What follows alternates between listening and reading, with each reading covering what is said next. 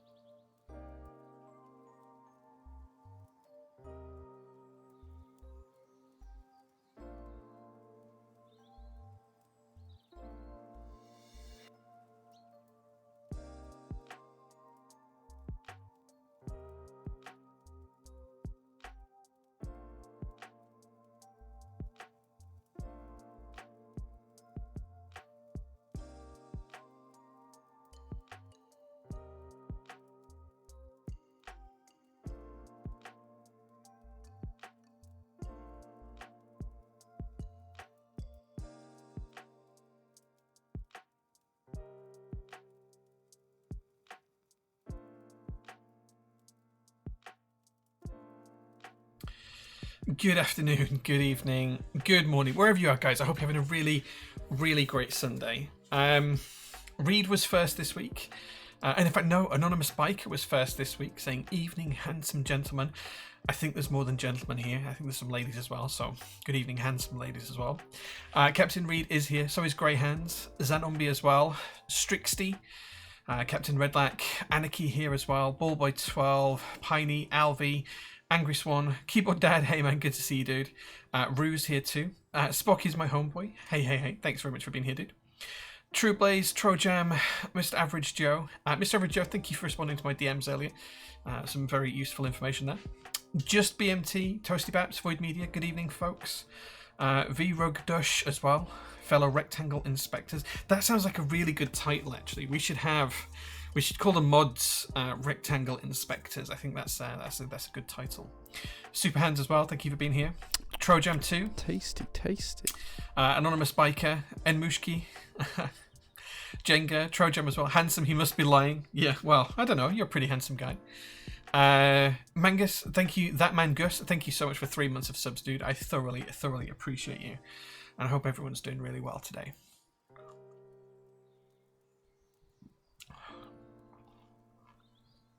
It's only a few... It's only a few letters away from another type of inspector. Thanks, Mr. Reed. Yeah, it's not too far away. Trojam, thank you so much for the 45 months of subs, dude. That's a huge amount of time. Thank you so much for that. And Steel Hands, thank you so much for 6 months of subs. Halfway to a year. Thank you so much for that, dude. Did I need to say that out loud? No. Yeah. Jesus, yeah, 45 months is kind of crazy. 45 months. Tasty. That's like, you know, I know people who've had mortgages for less time than that. Like that's yeah, it's nearly one full PCP. Yeah, it's not so far away from it. Yeah, you've had me just as long as you could have leased a car for, right? Thank you so much, dude. I appreciate you. 3.75 babies, something like that. Yeah. Rack17, thank you so much for the 18 months of subs, a year and a half. Congratulations. Do you know if there's meant to be a PC play option for the Neo65 CU? Off the top of my head, I don't, but I can get the team to check on Monday for you if you would like me to, if that's an option you're looking for. So not everything has all of the options, I do know that, but I can get the team to double check that for you if you'd like on Monday. Just tag me on Monday in the Discord server down here, in the Tag J channel on Monday during working hours. Otherwise, I will absolutely forget, and I will try and do it. Wish my PCP was £5 a month. Yeah, well, that makes me incredibly cheap, Zizora. That's what I'm hearing here. The value that you get for me is impossibly cheap. Bazooka, thank you so much for being here. You're at 41 months. 41 months of subs. Captain Reed, that sounds like a lot. Right, okay, let's get a catch up with this week's news happening at PT. So, where to start? Where do I start? The shipment. Okay, let's start with the shipment. So our latest container from China is due to hit port on the 5th of March, which is just 3 days away. Now, we did get confirmation that the ship was actually near the dock and was waiting to actually berth in the dock on Friday. Hold on, let me rephrase that. So we heard on Friday that the ship would actually be waiting to berth at dock today on the 2nd of March. So there is a chance that it will actually dock and devan all of the containers between the 3rd and the 5th, but it's not due until the 5th. After that, we then have to wait for customs clearance and get our customs invoice bill and stuff like that. Then we will pay that, and then roughly 10 days after that, the shipment will be here and arrive. Now, where we are with that is really important, is we're less than 2 weeks away from the PT open day. So you will be able to come along and come to this building, the Prototypist HQ, and see keyboards and cars and have some nice coffee, news on coffee in a second, and just have a really, really nice day spending some time with us. SPC folks, we are doing a meal after. If you would like to join on that, you need to sign up for it pretty quick because we've got a table booked somewhere. So there's going to be like a subs only kind of evening out with Mel and I and a lot of the subs as well, which will be really good. We're going to go to Leeds, we're going to get drunk, we're going to have a really good time. It's going to be good. So if you're interested, join the Discord and look in the announcements for the announcements about the open day, or go to the website and click on the homepage. In fact, I can show you this. Go to the homepage, and when you log in, Prototypist Workshop Open Day will be here, and you can let us know you're coming by clicking on here and filling out the form. Nice and simple. SPC folks, you do have a separate form to fill out, so just go to SPC announcements if you're in the SPC. So yeah, so the PT Open Day, that's our building right there in the background. I took that photo 3 or 4 days ago. And yeah, we're going to have a load of stuff happening. So feel free to come on down and spend the day with us. Starts at 12:30 in the afternoon, goes to about 4 o'clock, about 3.5 hours. There'll be free coffee on hand. We're going to try and raise a little bit of cash for charity, doing some raffles. There'll be some giveaway items.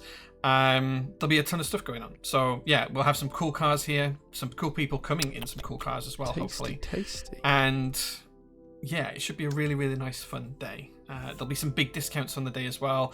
The kind of secret that I don't like to talk about is that it's also just before my birthday. So my birthday's at the end of this month, the end of March. So this is kind of like a PT 5.5 year stroke, my 40th birthday celebration. So we're going to have like a big discount on the day. That discount will be bigger for the people that are here in person that come to PTHQ, and of course we'll have a discount that's not quite as big for people who are purchasing online and not able to make it on the day. So, but we will have some discounts on the day to celebrate that too, which will be quite good fun.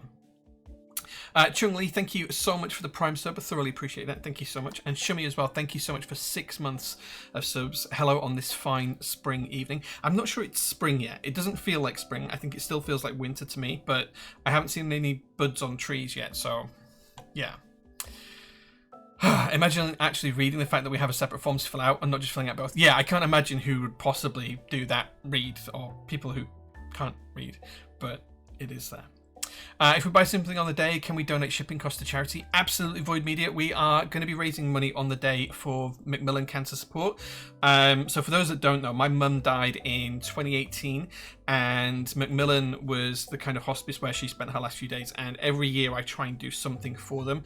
A couple of years ago we did 3 mountain climbs within 2 days, which was pretty cool for the team. We got rained off the first day because it was just terrible weather.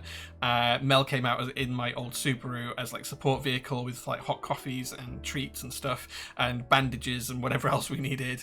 And myself, Sharon, and Leo used to work for us. He doesn't anymore, but Leo was there as well, and we did all of these mountain climbs. It was really good fun. We raised a ton of money for charity. I think we raised £3,500 for charity, which PT matched, so we raised £7,000 in total for 2 days worth of hiking, which was great. So yeah, so we tried to do something for Macmillan every year, and this year we're going to try and raise some cash on the open day. Whatever we do raise on the open day, I'm personally going to match as well. So if we raise £500, I will personally put £500 in. If we raise £1,000, I'll personally put £1,000 in. So we're just going to make some good money for Macmillan Cancer Support, which is a really nice charity here. So yeah, so that's the plan for the open day. Now, the difficult thing is, if the shipment arrives before the open day, we're going to struggle to actually do anything because we'll be prepping for the open day and we need as much floor space as possible to have people come in and spend time with us. So we think that the earliest shipment will arrive here at PTHQ is the 12th of March. If it arrives on the 12th of March, we've got another location just a few hundred yards away where we can store the pallets. I think there's between 5 and 8 pallets arriving, so there's about a ton on each pallet. So we'll store that over the road until the Monday after the open day, which will be the 17th. So we'll just delay maybe 2 days until we start to tackle that shipment, and then by the end of March that whole shipment will be shipped out. All the group buys and everything else will be shipped out, and they'll be with you guys and delivered, and we'll hopefully have the extras in stock. That's kind of the plan. We'll see how it goes. So yeah, so you'll definitely be able to donate things to the charity on the day, Void Media. We're going to have, so I have my own coffee company as well. So we're going to have 2 types of coffee on hand. One, so I don't have to man the espresso machine constantly. We're going to have like free filter coffees. But if you do want an espresso, like the one I'm drinking right now, I will make you one. But you have to make a donation to charity for that. So yeah, that's how we're going to do it. Will there be a live stream of F1 qualifying on the open day? No, the F1 qualifying should finish before PT opens on the day. So the F1 qualifying, I think, finishes at 6 a.m. UK time, I think. Oh, you said 4 a.m. there? No. So, like, as far as I'm aware, that's completely over and done with. And then what will happen is we'll be going on the night out on the Saturday, and then I'm probably not going to sleep on the Sunday until after the Formula One, which means there'll be no stream that week because I'll need to stay up and nurse my hangover of old fashions and whatever else I've drank to watch the Formula One. That's kind of my plan. Sean Wenz, thank you so much for being here. Meant to be 15 degrees next weekend. Nice, nice. Can I donate separately even if I don't buy anything? Of course you can, Trojan. You are more than happy. I'm more than happy to accept donations. I will arrange something so that people can do that, because we'll put up an announcement in the Discord server on the day for the discounts that people can get even if you're remote and not attending. I will link our Just Giving page or something for that as well, Trojan. Yeah. Love the cause, very personal to me as well. Yeah, we have, if you want, we do have some Prototypist Macmillan t-shirts. They're in like kind of like a bright green color. If you'd like to buy one of those on the day, you can. We'll also have PT hoodies on sale on the day as well. So those are the ones with the really cool Ozzy the Octopus logo on the background. We'll have those hoodies on the day too. I'm waiting for those to arrive. Mel ordered some of those the other day. So yeah, should be good fun. Technically, watching the F1 qualifying would need a commercial license anyway. Yes, it would, and we wouldn't be showing it here anyway. I don't actually have a TV that we could show it on here at the workshop. It'd be a PC screen, so yeah. Any tea options at that open day, or is it all coffee all the time? We'll have some tea options, don't worry. It may not be the best tea. It will be Yorkshire tea, so it is the best tea.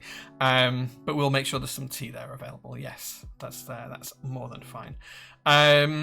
JMS, thank you so much for 23 months of subs, good sir. I really appreciate that. Any requests for attendance attire? All wear F1 merch, all wear PT merch. You're 100% wearing your fleecy PT hoodie. Yeah, the fleecy PT hoodies would be great. What I would say is, Ballboy, is don't wear a hoodie, and then you can buy a hoodie on the day. That sounds like a fair deal to me. Hi, my brother. Hope you're having a good day. Sipping my coffee for the stream. Nice, man. Nice. Nice. So yeah, I'm really looking forward to the open day. It should be really good fun. We'll have a ton of keyboards out for you to try. I'm going to make some Switch testers.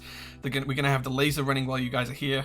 That sounds a bit dangerous, but should be okay. Making stuff. There's going to be goodie bags for everyone who turns up. There'll be a little goodie bag. I haven't got them up here in the office. Give me 30 seconds and I'm going to show you the cool new PT keycaps we've arranged as well. I'll be back in 30 seconds, guys. 30 seconds.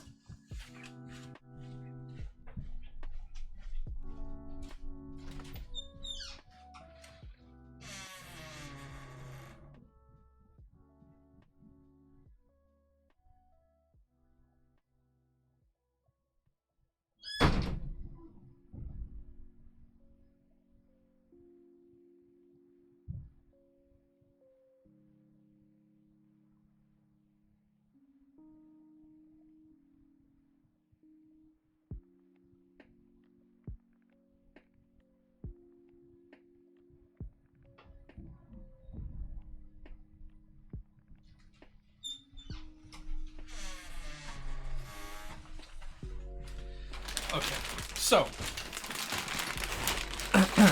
in the past we've worked with GMK to make PT keycaps, right? So these were the first ones, our official colours, white and green with our logo on there, nice.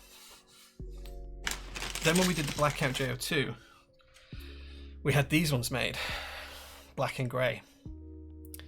These are double shot GMK keycaps. For this event, we've had these ones made. These are pink and grey, but the pink is...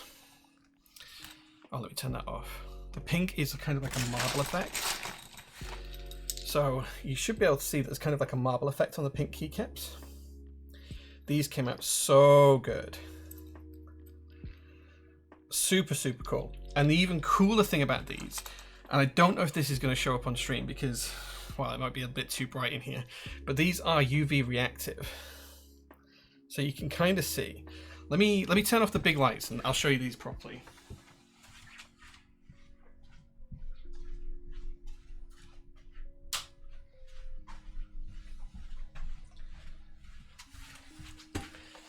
Okay, it's going to get real dark in here in a second, and then I'll have to go and turn the lights back on. But look how cool these came out. Look at how cool these came out. Can you see how they're glowing under the UV light? It might be better if I just do it this way.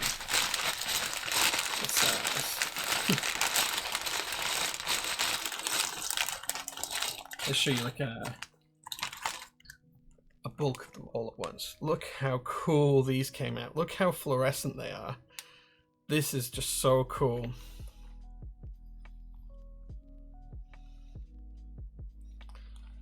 They came out fantastic, like super, super cool. I can't get them to glow in the face cam, but you can see the kind of difference there. They're super, super cool.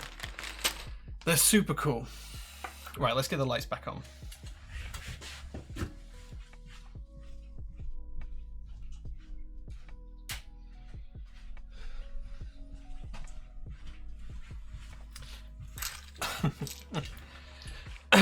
So yeah, so that's the plan. You'll be able to pick up some of these keycaps. They are not going to be for sale.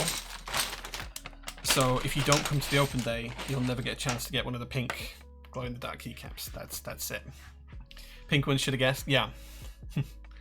What's the board you have on stream right now? This is my TGR Koala with the Prototypist logo milled into it. There's the TGR logo here, with a full copper slab for the base, and GMK Analog Dreams.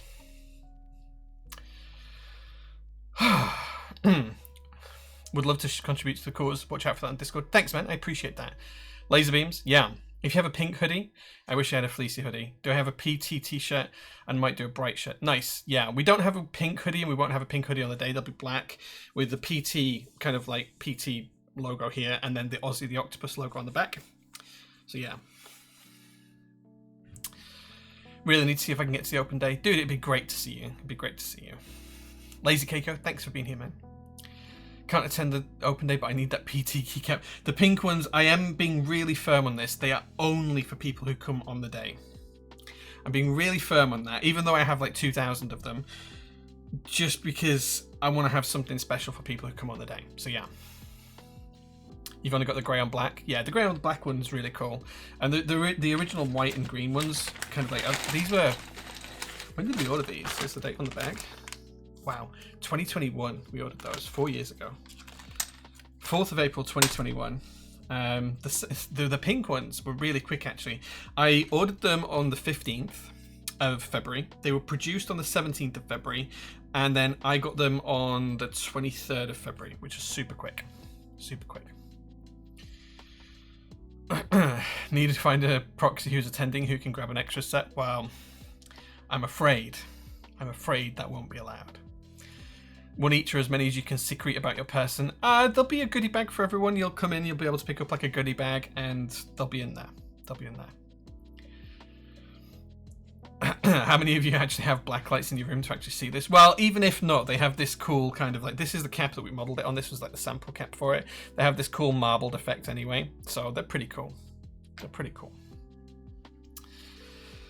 Nerds who can't be having black lights in their rooms. I actually have a keyboard with UV blacklight LEDs in it, so yeah, I should dig that out for the open day actually. Put it in like a dark box and you can look in the dark box maybe. They do look nice. Coffee check. Thank you, Twigcorn. I'll show you exactly what I'm drinking.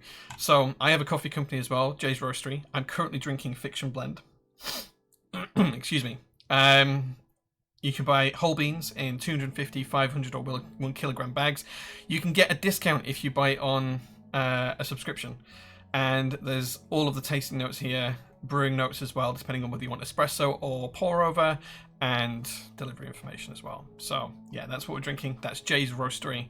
And I'm drinking the Fiction Blend. Really good house coffee. If you prefer something a bit darker, the Classics Blend is good.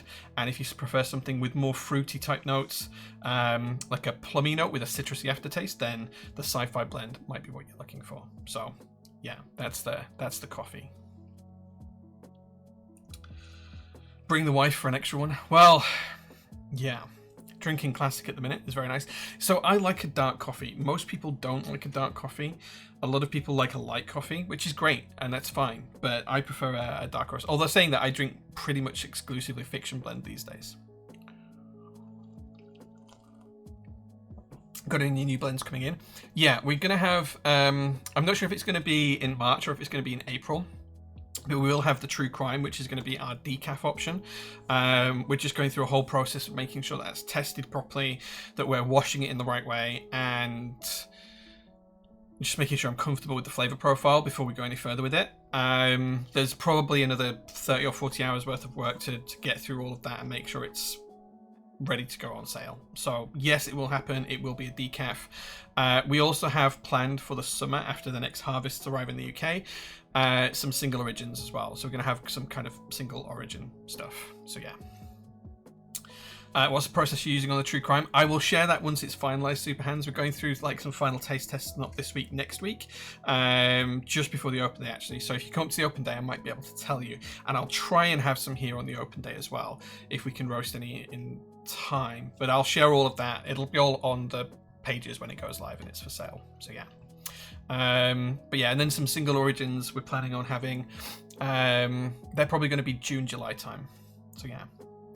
How about a chocolate kind of one? I guess if you want a chocolatey coffee, then the fiction blend is probably the closest you'll get to that in the kind of flavor profiles we have. That's more of a kind of like a berries with vanilla and kind of like a soft milk chocolate kind of taste.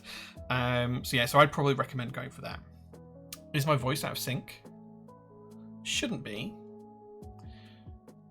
Absolutely shouldn't be. Might just need a refresh. Hold on. That should have refreshed the sync settings. Should be okay. Test. 5 for you. Used to be in sync? Good. It's one of those weird things is Twitch compression. Sometimes it will put us out of sync and there's not much I can do about it. It's a Twitch thing. Echo now. Test. We'll try. Anyway, so that's kind of like the plan for the next couple of weeks. Open day, shipment, and coffee. There is some kind of other news in coffee. I've made a bold decision to do something I probably shouldn't have done. I bought a new coffee machine. Should I have done it?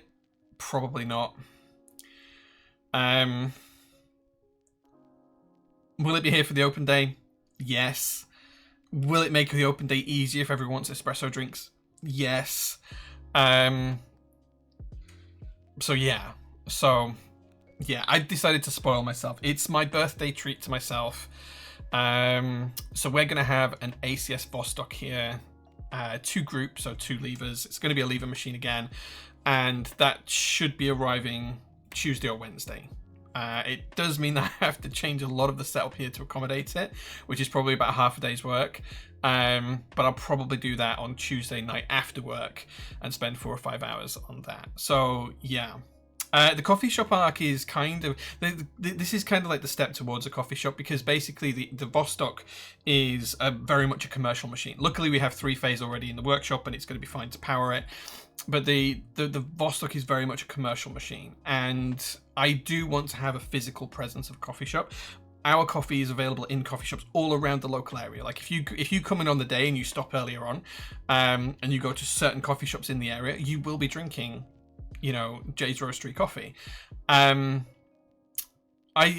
would like to do that and have my own coffee shop. Now, I'm very aware that coffee shops don't make any money, and it would be very much a labor of love, but it is something in my roadmap to do. And buying the ACS Vostok is kind of a step towards that. So it's from Advanced Coffee Solutions. It's a dual lever machine. It makes some fantastic coffee. I've been playing around with them for months. And yeah, I finally pressed the go button today, basically. So yeah, so it should be arriving Tuesday, Wednesday, and we should have it set up by the end of the week. So it's exciting times. What's happening to the Londinium? The Londinium will go home, and it will be my home coffee making machine. So at home at the moment, I have a Sage Oracle Touch that will be finding a new home, and the Londinium will go home to replace it. Yeah, it's a lot of machine for the money. It is an investment, Rue. Yeah, it is an investment. I keep trying to tell myself that. Doesn't make any money. Labor of love. Makes a lot of hobbies very happy. Yeah. Well, yeah. So if anyone would like to have a try of my new machine when you come on to the open day, let me know, because I might need a barista for the day to actually manage the machine. So if anyone wants to be a temporary barista for the day for no pay at all, then let me know, because I have the job for you. So yeah.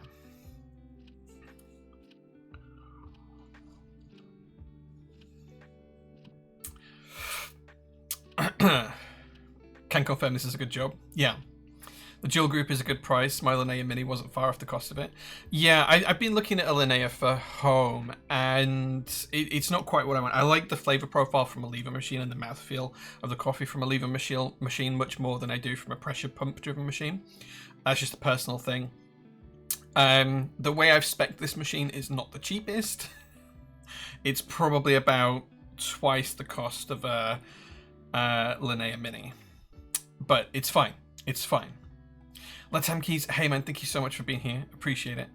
Happy to quality test the output. Yeah, great. And that's so one of the things we will be doing is we'll have free filter coffee all day. It'll be Jay's Roastery coffee as well, but there'll be free filter coffee. But if you want an espresso based drink, we'll have everything here for that as well. And you'll just need to make a donation to charity because I want to make money for charity.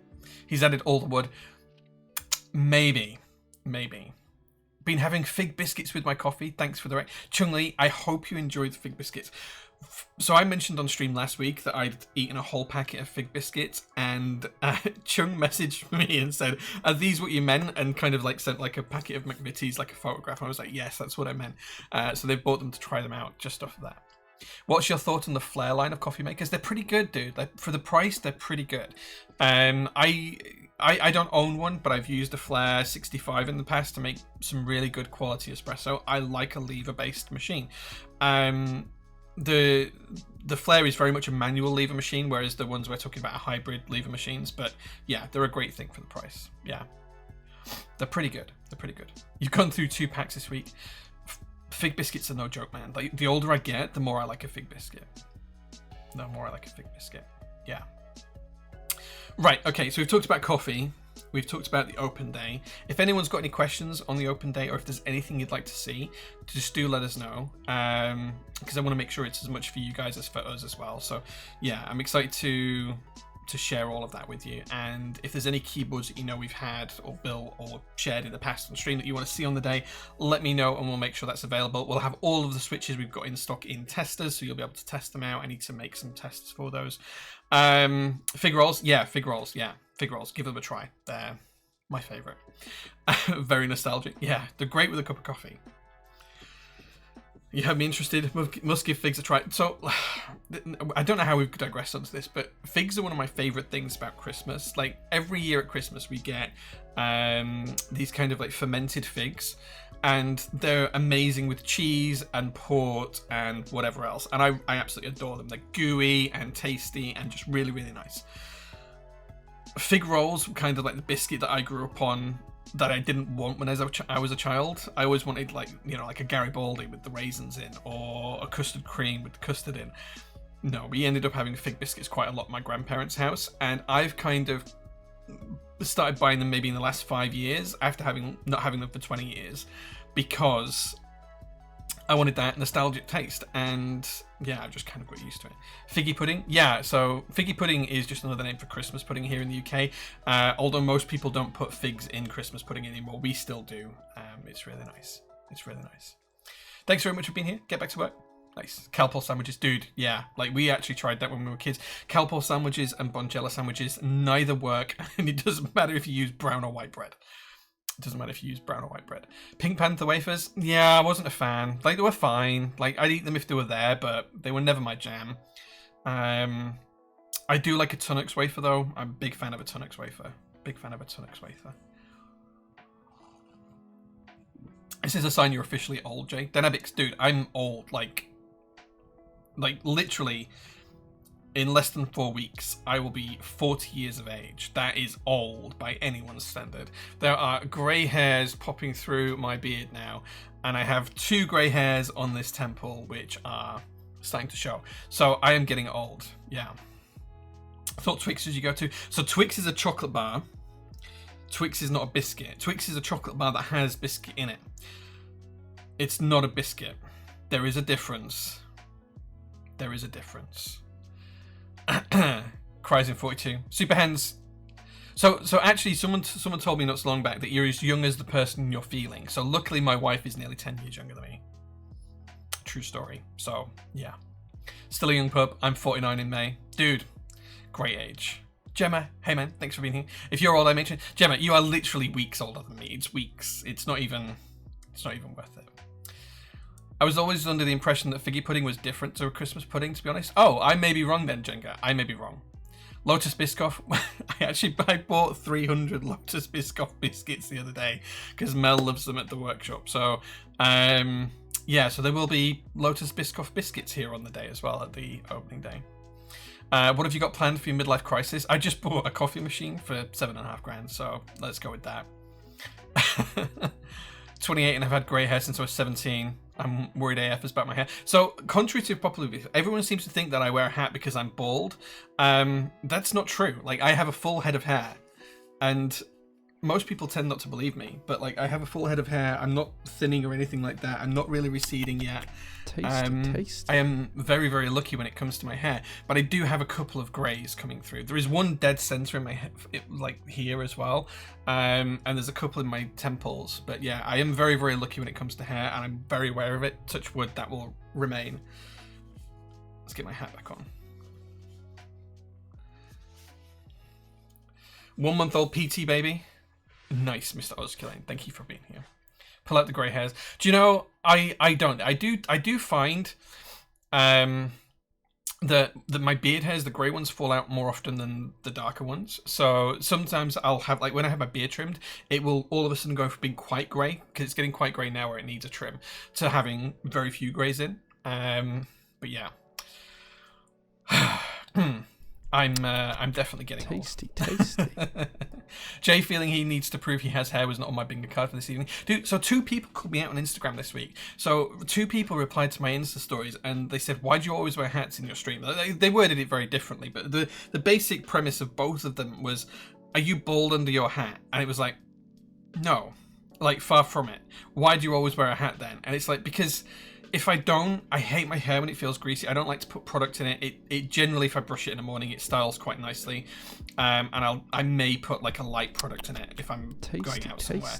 But when I come to the workshop, it's dusty, it's dirty, it's sweaty.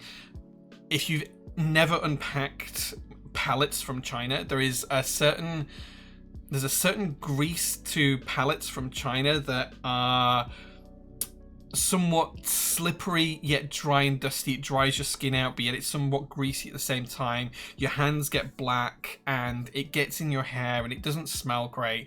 And plus, off the top of that, I also have a lot of cars here at the workshop, so there's always like oil smell and petrol smell around. And then I'm often working on the laser, which has like dust and other scents and stuff, like acrylic smells and stuff. So I tend to just put a hat on when I come to the workshop. A, because it's easy, I don't have to brush my hair in the morning. Hat goes on, job done, out the door. And B, it's because then it just keeps my hair clean. I don't have to wash it with shampoo 5 times a week. I can just use shower gel every night instead. So yeah, that's why I wear a hat. So, but people do call me out and stuff like this. It's bizarre. Wolfie, thank you so much for 15 months of subs. I appreciate it. Embrace the grey. Dude, once I go grey, I will absolutely embrace it. I will never be the person that dyes my beard or plucks the hairs or does anything like that. That's just not me. So yeah. I had to start growing the beard out when I noticed that my hair was receding. So I feel really lucky because my brother, who's 6 years younger than me, he's receded quite badly. And he's significantly more grey than I am. But he does have 3 children and I have no children. So I think that's the difference. Twigcorn, thank you so much for 9 months of PT subs. That is a PT baby. Congratulations. Starting to get a few grey hairs, especially my beard. Yeah, I think you're older than I am as well, Trojan, I think. You don't have to worry about grey hair if you're losing them. That's very true. That's very true. I want a greasy J on stream. Dude, no one wants that. Like, no one wants that. There is a few streams where my hair's just like, I don't have a hat on and my hair is out, but it's just easy. It's easy. My main issue is static electricity and my hair is just flying everywhere. That's why hats for me. Yeah, I don't tend to get that. My hair's quite thick, but yeah. That smell sounds toxic. From the laser, it can be toxic. The smell of cutting acrylic is really quite pungent. That's not toxic, but when you cut POM, for example, it gives off chlorine gas, so that is toxic, so we have to vent that outside. And it doesn't smell great either. It smells dusty. I don't know how to explain it any better than that, but when you cut a POM plate on the laser, it's a dusty smell, and it does give off quite a dust, and as I say, it gives off chlorine gas as well. Not a huge amount, but yeah. Working in an oil lab, I totally get it. First thing I would do is have a shower after a shift. Yeah. New restaurant idea, Greasy J's. No. We'll have we might have Java J's as the coffee shop, but yeah. I'm months away from shaving all my hair off. Dude, you have plenty of hair. You don't need to do that. I want a Greasy J stream. That's a £600 Ko-fi tier. Sorry. Yeah. Only you subscribe to that, Oz. Only you subscribe, Mr. Kulain. I want to go grey gracefully. I want to have that salt and pepper look. That's kind of like my aim. If any of you have ever watched the American TV show SWAT, there's a character in that called Deacon, and the way his beard has gone dark and grey, that's what I want. That's how I want it to look. You can go look that up. So yeah. Grey hair is a sign of maturity, elegance, and wisdom. Embrace it. All the best people have grey beards. Mr. Kulain, your beard is fantastic, phenomenal, and looks amazing. Yeah. I'd expect keyboard customers would cause more grey hairs than children do. One, you haven't met my brother's children. They are a law unto themselves, and whilst I love them dearly, they are absolute terrors. Yeah. Keyboard customers, 99% of keyboard customers are fantastic, amazing, awesome people who, you know, are great. There are a subset of customers who have issues for whatever reason, and it can become difficult to be able to manage their expectations. And if their expectations are significantly greater than what a company can provide, it becomes really difficult to manage. And yeah, I wouldn't be surprised if I have a few grey hairs from that kind of interaction. It's not the customer's fault in any way, shape or form, but it can make it very difficult to deal with sometimes. George Clooney of keyboards? Maybe. Customers give you money, children take your money. Yeah, I mean, I don't have kids. I would be a terrible father anyway, but yeah. There are some very elegant grey beards in keyboards, though. I know. There are some people who I'm very jealous of, in terms of like things like facial hair and style. So I can't really style myself like I'd like to working at PT, because it's so grubby and dirty here at times. Like the cardboard and the grease from boxes from China just gets all over and you get filthy. So it's always jeans, t-shirt, hoodie here at the workshop, or a sweatshirt maybe. On days when I don't have to do any of the heavy lifting, it might be a nicer jumper or a nicer t-shirt. But I'll tell you whose style I really like. Rue, who is in chat, has some really, really great style. Like whenever I've seen him in IRL, which is probably like 4 or 5 times now, I've always been jealous of his sense of style, like his fashion sense, the chinos, the sports jackets, the tweed. Big fan of that. That's kind of like where I aim to go with. In terms of like beard and looks, Rue also has a great beard as well. But Mr. Kulain, Oz Kulain in chat, that's kind of like where I'm aiming for. Maybe when I catch up to him in age in like 5 or 6 years time. Who has the best beard in keyboards? There's some great beards in keyboards, use chopstick. I don't know if you've seen Mike from Novel Keys. Mike has a really fantastic beard. Yeah, there's some really good beards. Bad Seed Tech had a good beard as well. I don't know if he still has that. I haven't seen him for a while. I'm trying to think who else has got a beard in keyboards. Black Simon kind of has a beard, I think. He has facial hair. Yeah, we'll see. Beards don't compete with beards. We just appreciate each other. Maybe. I can get very jealous of some other beards. Right, okay. Anyway, we've talked for an hour about beards, keyboards, coffee, and open days and shipments. It's time to look at some keyboards. So we will have a poll up in a few minutes for what you guys want to see me build. But I'm going to show you 3 keyboards. You guys are then going to vote, and then we'll build whichever keyboard you vote for. So today we have the Toro60, which was actually built by Keyboard Dad, who's in chat on stream, and then he shipped it to me straight after. I haven't even looked at that yet. I don't know if it's built or not, so we'll see what that is. And then we have the Neo65 CU and the Neo60 CU. Now, our SPC subs did vote on what colorways they wanted to see in those boards. So that's what we have here. They picked the colors that we got for our sample boards. So yeah, so we'll open them up, take a look at them, and then you guys will get to vote on which one we put together today and assemble. Whatever you don't pick, we'll probably do next week, and then the third one will be done the week after the open day, because I'm not going to be streaming on the Sunday after the open day. I will be in no fit state to do it. So yeah, that's where we're up to. And as always, if you've got any questions, just hit me up in chat. Just tag me, let me know what you want to know. Open door policy, ask any question, get a response. I'll either tell you what the real answer is, or I'll tell you why I can't answer it. Okay, I shouldn't have left that coffee so long, it's gone cold. Right. Let's put the switches that we're going to use today to the side. Let's start with the Toro60. So this did come from Keyboard Dad, I think. Oh, we're still showing the coffee page. Let's not share that. And it came in this nice...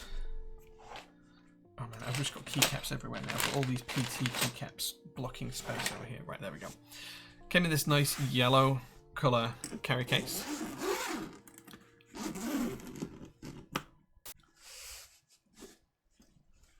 Oh, we have it upside down. And do you know how I know we have it upside down? Because there's a dog on the top. So in here, what do we have? We have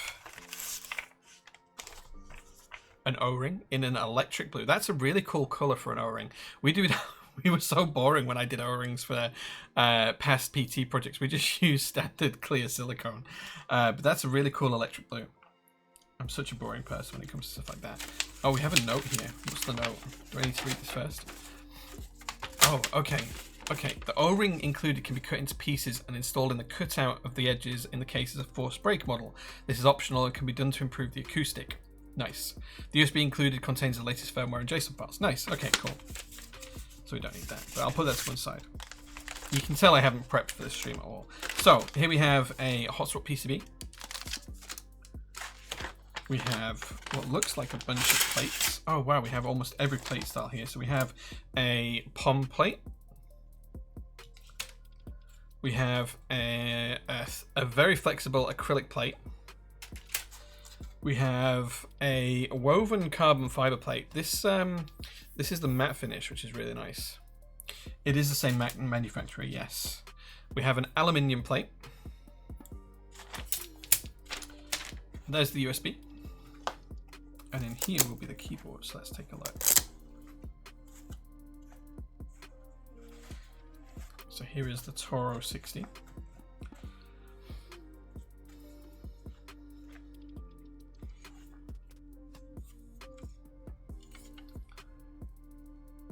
Silver in colour, daughter board in there, exploded spacebar. Look at this. This is where the spacebar sits in kind of this. Like this is kind of like the Nessun boards.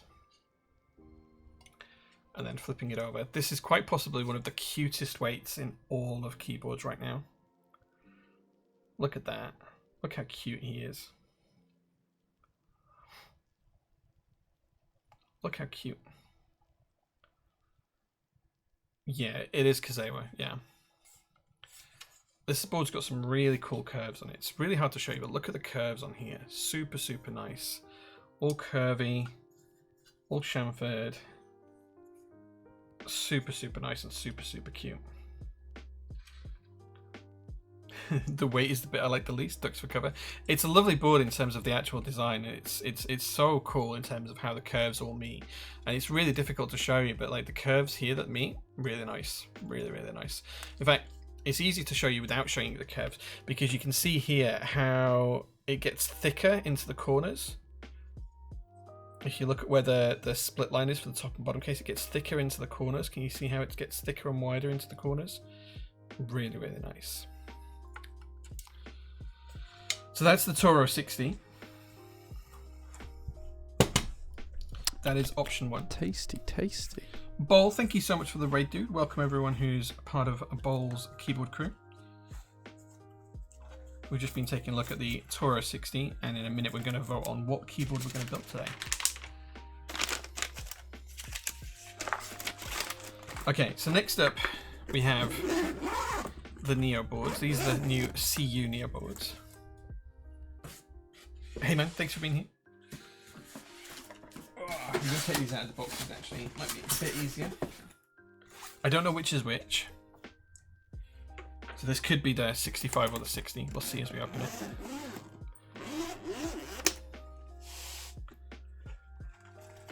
So So we have the typical Neo products all on the top: plates, PCBs, stabilizers, everything you could possibly need. And then the keyboard is here. This is the 65. Gosh, that heavy. So heavy.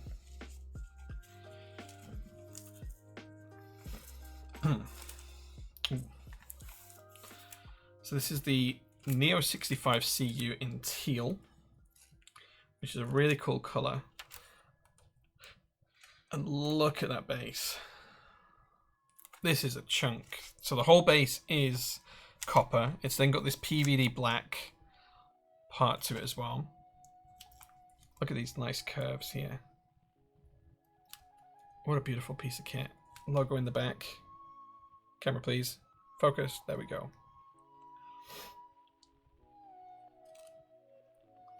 Incredible. Let's take the plastic coating off.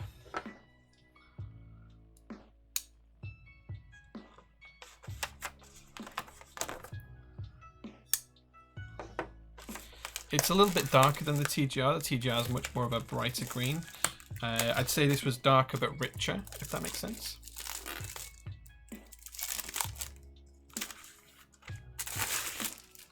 Let's take this foam out so you can appreciate that solid piece of copper in there.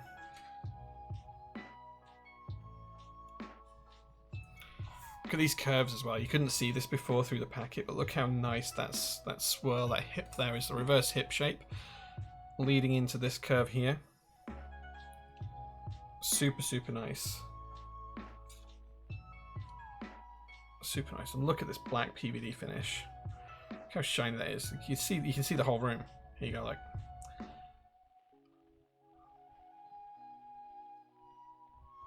Super, super nice.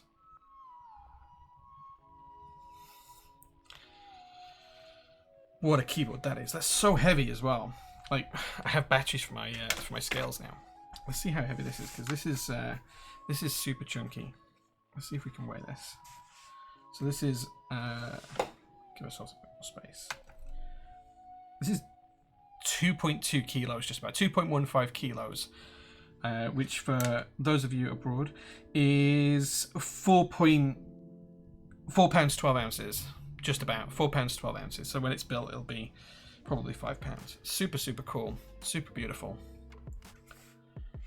Let's pop it back. I get a nice big fingerprint on there. Sure.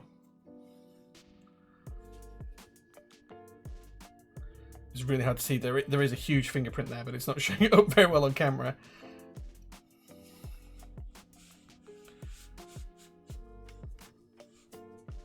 So there you go.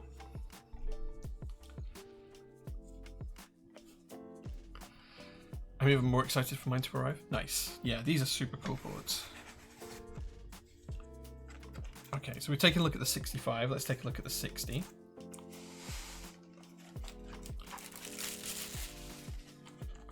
How much are these going for? These are actually really cheap, dude. So, like, if I show you the 65 and 60 CU, where is it? They are on here. Let's say it's probably quicker to search for it at the moment.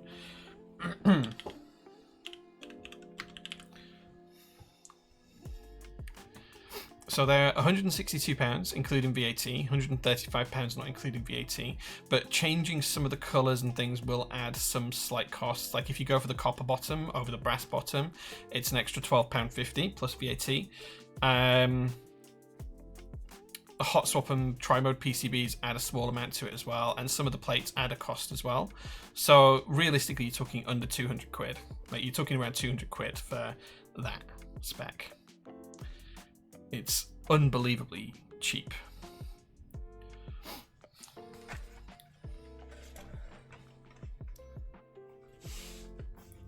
Silly good value, dude. Like that's phenomenal value. If these had been around, incredible. Thank you so much for the follow. If these had been around back when PT started, this would be all we'd sell now. The hobby would be in a very different place now. There would be a lot less choice on the market. Let's take a look at the 60.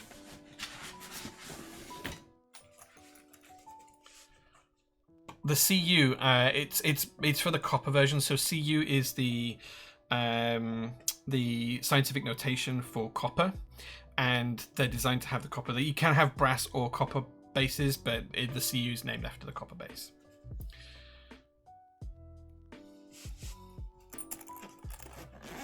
Don't you think this just will kill dear keyboards now, though? So, okay, so that's a really good point, Trojam. So, this race to the bottom in terms of what you can get bang for buck is really important for the hobby, because it means that there's going to be, the hobby's going to split into two ways. There's going to be bang for buck products, which the Neo range, the QK range, the Mellatrix and Zoom range, all of that kind of stuff is going to fulfill. And then you kind of have the bargain basement stuff, so the kind of stuff like 8-bit dough, EPO maker kind of stuff underneath. Like in any hobby, you're going to kind of have that as kind of like a base level. That's going to become the standard in a way that you can get for certain prices. What is still going to happen, though, is there's going to be small run products that are of a higher price, that are more exclusive, harder to obtain, and potentially made by different designers that will still attract a higher price. For example, one board that I know that's coming is the JJW Cloudline V2. So I think that's going to be an absolute banger of a board. Is it going to be a £200 board? Absolutely not. It's going to be significantly higher in price. It's going to be significantly lower in terms of available units. There'll be tens of thousands of these on the market. There will be a couple of hundred of something else. So you're going to end up with something like the car kind of market. If you go shopping for a new car, you can buy, pretty much any, Ford or Mazda or Nissan or whatever else are going to have a range of cars kind of around your budget. Then you're going to have the mid-premium, so what would have been previously Jaguar, but is now a lot of Tesla kind of cars, high-end Audis, a lot of German manufacturing marks, BMW. You're going to have that kind of range. And then you're going to have the kind of exotic class, which is going to be kind of like your Ferraris, your Maseratis, your Bentleys, all of that kind of stuff. Keyboards is kind of going to do the same, where the vast majority of the keyboards sold are going to be the kind of like the standard class, the Fords and the Nissans and the Mazdas. That's kind of what the Neo and the Wook Studios kind of area is going to be. And then you're going to have things like your Cloudline, which is going to be the Lamborghini of the world. And I hope the JO1 and JO2 and stuff like that will be up there as well. But that's kind of how it's going to be seen. What's the point of buying 65% that's around £400? Exclusivity, bragging rights, because it's something different, because it's something cool, because it's a designer you want to support. So yeah. Expensive stuff will still exist. It will just be a passion projects and other cool stuff. Yeah, pretty much. CU is for cuprum, Latin for copper. Yeah, it's essentially after. Well, the same reason is why it's called CU on the table. Yeah, the periodic table of elements. Yeah. FOMO will still exist. Absolutely, absolutely. I love the cheaper boards as it gives me credible options to give people wanting to step up that aren't just Corsair gaming keyboards that look good. Absolutely, yeah. The higher end stuff should start bringing back numbered serial boards, helps with the whole exclusivity thing, and tracking boards over time on the aftermarket. Yeah, so one of the things I wanted to do for the next round of the JO1s was almost like a keyboard passport. So when you sold the board on the aftermarket, it would kind of have like a passport that came with it that would give exclusivity, not exclusivity, give proof of ownership, give kind of like a serial number and kind of like a tracking option and stuff like that.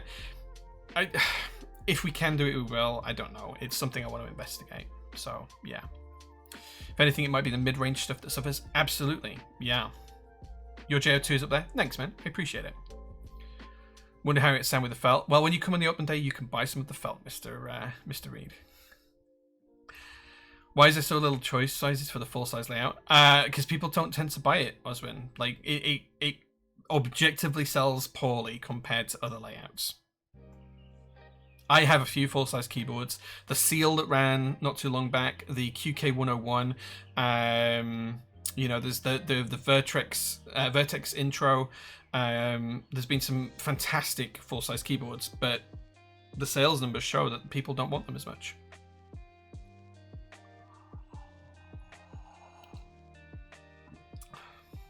You have 2 JO2s and JO1. Thank you, Trojam. I appreciate you. How many keycap boxes are behind me now? Over there's about 250 GMK sets and a smattering of other key sets. When can we expect Cycle 8 extras? End of March. The Interest 100 was nice, but sadly no proper QMK support made me pass. I appreciate that. I can understand why. Full size takes a backseat to 1800 as well. Yeah, 1800 tends to be more popular historically. People want who want custom keyboards want less desk space to be taken up by their keyboard. They want to have more desk space available for their mouse and other things. So compact 1800s have tended to fare better, and they're also cheaper to machine. So a lot of companies, depending on the machine size for CNC, a full size might just be too big for them to produce. A lot of Mazak, Haas, and other machines that the foundries have are not quite big enough to do a full size keyboard in one piece. So you end up having to use different CNC machines, which means the price goes up a little bit more and it becomes more difficult to do. So yeah. Poll Mr. Blackbrook would be great. Which board do we want to see built? I'll show the third board now.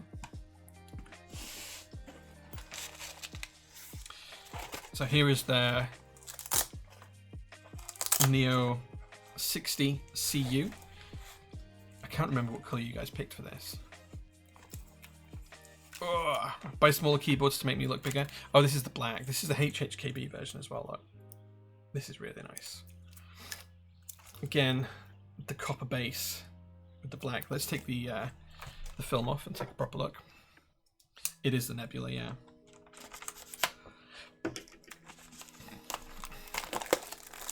Oh man, this looks so good. I hope the camera picks this up because my god, is this a good colour. I pray the camera picks up the sparkle in this. I don't know if you guys can see the sparkle there, but my god, is this colour beautiful.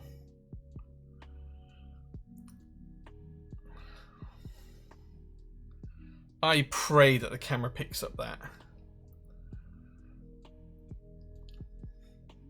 Whatever the camera picks up, I can guarantee you it's more sparkly in real life. It is phenomenal. What a colorway this is.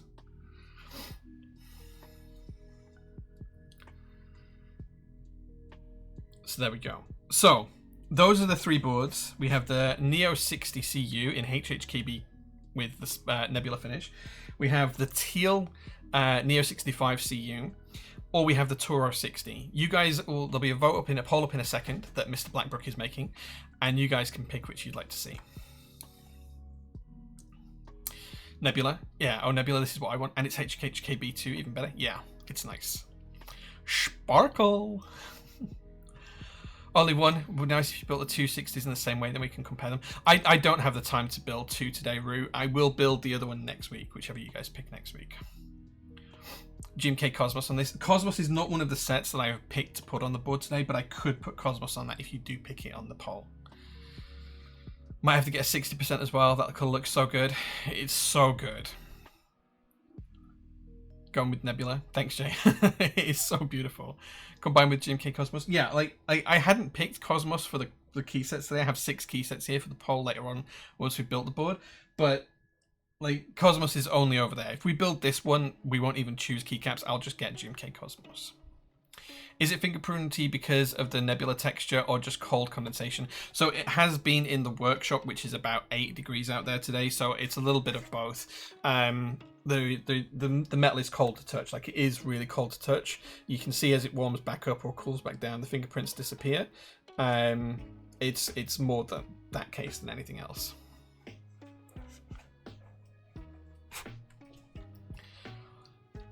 Leading towards a plateless 60 CU build. Anything to watch out for other than using 5-pin switches? Don't use, don't go hot swap. Go solder if you're going to go plateless.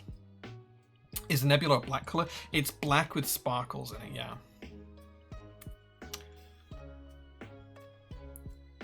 Grabbed a 60 CU HHKB, my first one. Nice. 60 is Nebula, 65 is Teal, Toro is Doggo, yeah. Is this what the poll was for? The poll is for which one of these 3 boards we build today. So the poll is going to be which board do we actually assemble today. Oh yeah, in the SBC channel, yeah, you guys picked what colours you wanted to see these boards in. So we had a poll in our subs-only chat on Discord a couple of weeks ago because they could basically vote for whichever colour they wanted to see us build on stream of the Neo60 CU and the Neo65 CU. Yeah.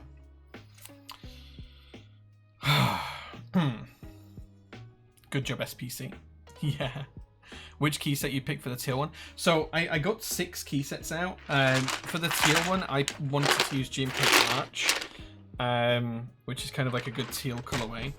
I also picked up some other ones just in case we went for the Toro60. So I picked up GMK Black Lotus and GMK Royal Alpha because they look great on silver. I picked up Rubber Hose because beige looks good on anything. I picked up Carbon again for the silver one because Carbon looks great. And then I picked up an MT new graphite set because again this would look great on all three. But if we do build this one, if you guys pick the CU60, then we'll be putting Cosmos on it.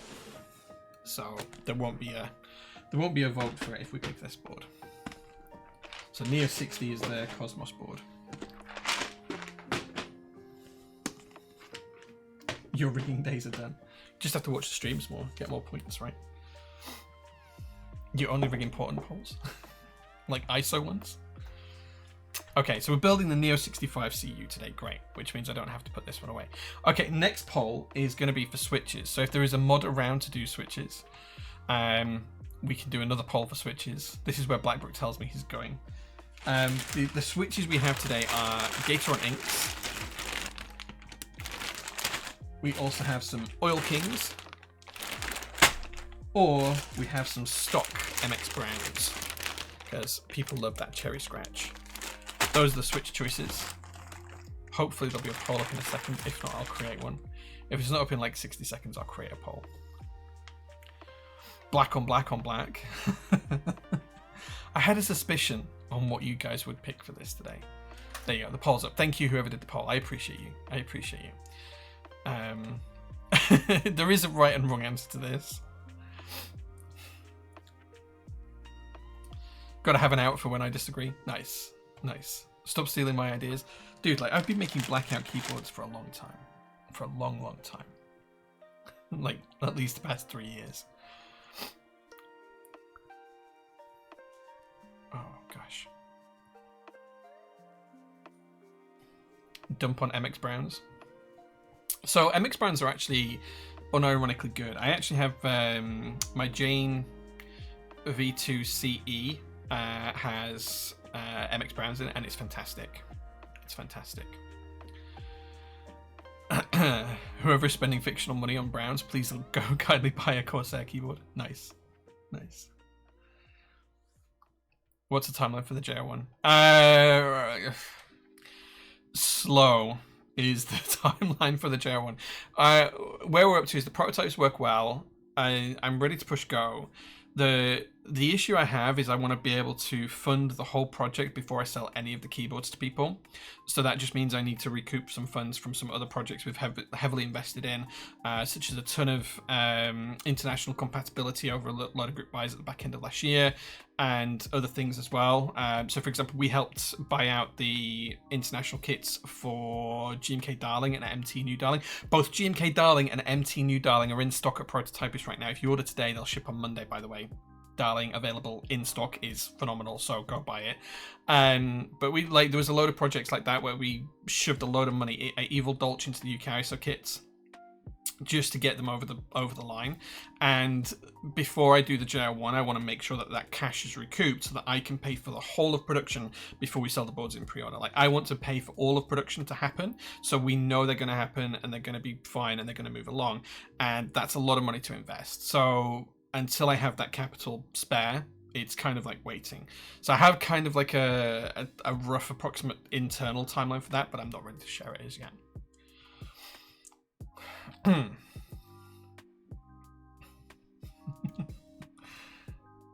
Already purchased Darling on Friday. Nice, nice. Yeah, I'll ship out tomorrow if you've already purchased it. But yeah, Darling is in stock. If you go to the website, in-stock keycaps. Wait, in-stock keycaps. Yeah, come on, load. There you go. MT New Darling and CYR Darling. All of the kits in stock, ready to go. International kits, Spacebars kits, novelties kits. Oh, there's only 2 novelties left, so if you want the novelties, act quick. And MT New Darling as well. Okay. Why have you picked Browns? Why have you picked Browns, chat? Chat.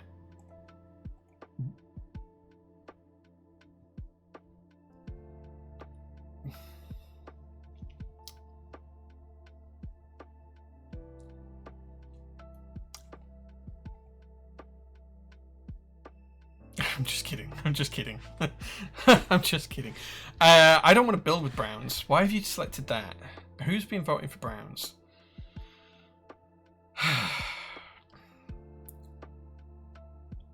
I may have dumped 12k points on browns.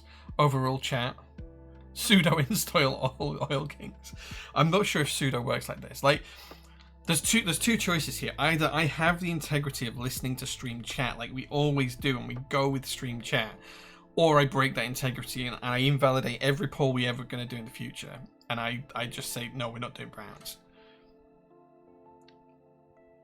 The mischief is strong with you.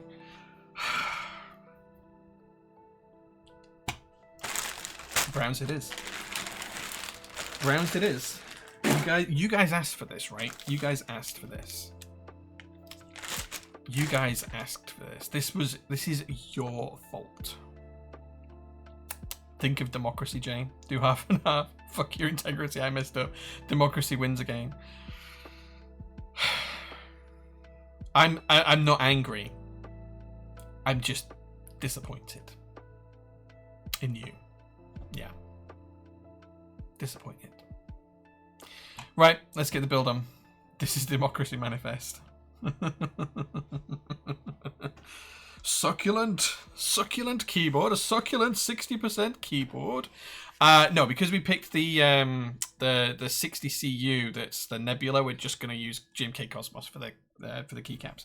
No need to vote on that. No need to vote on it.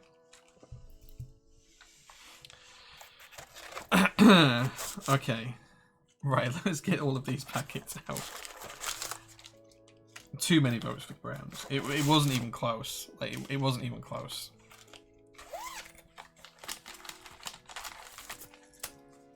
Okay. I don't know if this is solder or hot swap. Oh, it is hot swap. It is hot swap. Okay, so I can fix this after you guys fix it. There's nothing wrong with browns in the right board. I don't think this is the right board for browns. But you know, chat voted for this. This is what you guys asked for. This is what you guys wanted. So yeah. You know what the rationale there is, Trojam? You aren't allowed to step away anymore. You just aren't allowed to leave stream. How's it going? Chat have just picked that we're going to build with MX Browns today. So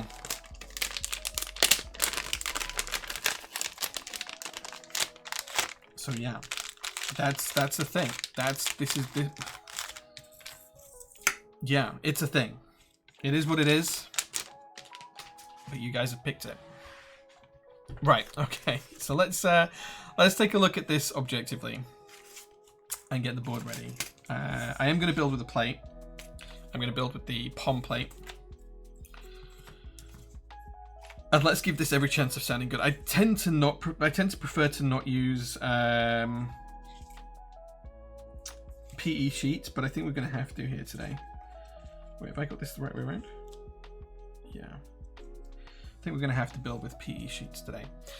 And probably switch foam as well, just to make this sound somewhat reasonable. But anyway, okay. So, we have foams, we have plates, we have PCBs, we have browns, because that's what we're going to use. I'm not going to use the stabilizers that come with the board. We are going to use the Type Pluses. These are also in stock right. These are also going to be in stock this week. You'll be able to pick some of these up this week. Can you do half the brown board with browns and the rest with oil kings, so we decide which ones to keep? And at least MX2A browns. They are MX2A browns, yeah. They are MX2A browns. I heard the browns and the oil kings got mixed up. Better use the bag with oil kings on the side. Chat seems to be very against it. You know what? Okay. Sword integrity. We're going to build with oil kings. Let's build with oil kings. Let's do it right. Let's do it with oil kings.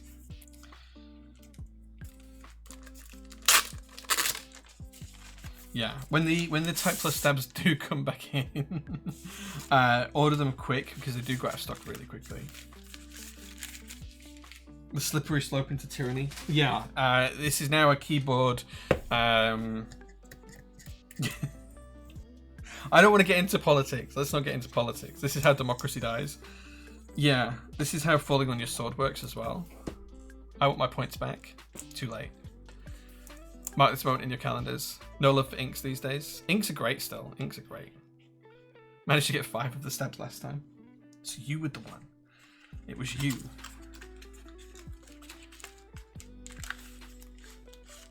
Okay, there is also the cable. We're not going to need that today as well, but I just thought I'd show you guys it. Yeah. How dare you sit in the office in a hoodie and a hat? Where's the suit? If you come to the office and tell me that, we'll have a conversation. This keyboard is sponsored by the color black. Yeah, well, yeah, sure. Okay. Right. So we've decided how we're building the keyboard today. We're going to build it with Gateron ink. Oil Kings. But first of all, we need to lube and install our stabilizers. We are going to use the PE sheet because I think the PE sheets are really nice in these boards. But I just want to also show off the PCB here. How nice is that? How nice is that? A great PCB. We are going to build hot swap ISO today, just because if I'm gonna change things, I'm just gonna pick things, and we are gonna build it ISO. So yeah, F1 V2 extras. After we get them, we will have extras. Yes.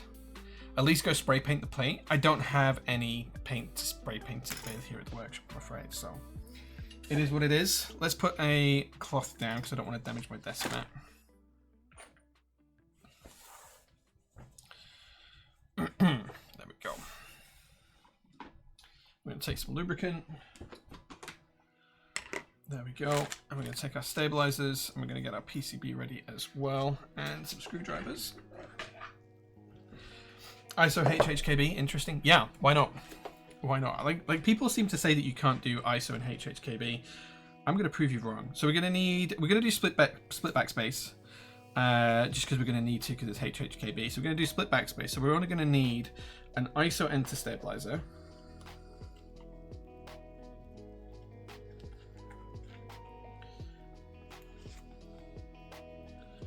And remember, we assembled these first before we lubricate them. Because these are handed, which means that each side only goes on that side of the stabilizer. So you can't put this housing on this side of the stabilizer. It has to go on that side. Elorant, thank you so much for 31 months of subs. Thoroughly appreciate you. What do I think of the Neo60 CU in terms of value? It's unbelievable value. Which switches? Oh, you did another vote for the switches. Nice, nice. Yeah, most of the Neo boards are phenomenal value. So we're gonna go ISO enter. That's gonna be 1. It's a 60%, so we're gonna split left shift. So we only need 2 stabilizers on this. This is actually really cool. And we're gonna go for a 7U stabilizer on the spacebar because it's MX HHKB, not standard HHKB.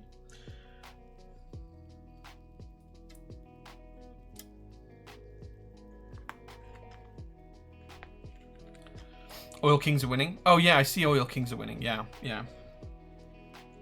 Yeah, so we're going to have to build with Oil Kings, right? So yeah, so ISO HHKB, you only need 2 stabilizers for, which is great. Can we do for a poll for PE or no PE? Yeah, sure. If there's a moderator available to do the poll for PE foam or no PE foam, we can vote for it. I like to put it in just for hot swap builds, but that's personal preference. So we can absolutely have a vote for that, but we just need a mod to be able to do it. How often the CU range is going to be in group by pre-order? So the pre-order runs for a month. It's running for the whole of March. Every month we're going to for the whole of the year we've been opening batches. So for January, February, March we had batch 1, batch 2, batch 3. We're going to carry that on across the whole of the year for all Neo and QK products. What's available in each month might be different. It might be less or more depending on what colorways and options are available from QK and Neo. And they may discontinue boards as well, so that option might change over time. But we'll effectively have a rolling pre-order window. So every month a new window will reopen. So the Neo65 and Neo60 CUs should have an April option as well, so you'll be able to buy them in the March batch or the April batch or the June batch or the July batch or whatever else you want to buy them in. That's kind of the plan. Will there be notice on when they discontinue? No, so we only find out when they're discontinued. So I don't get told, oh, they'll be discontinued in 10 days. I just get told, stop selling it as of today, Jay. So we take it off right then. So I would recommend buying them as soon as possible to avoid disappointment, but your mileage may vary.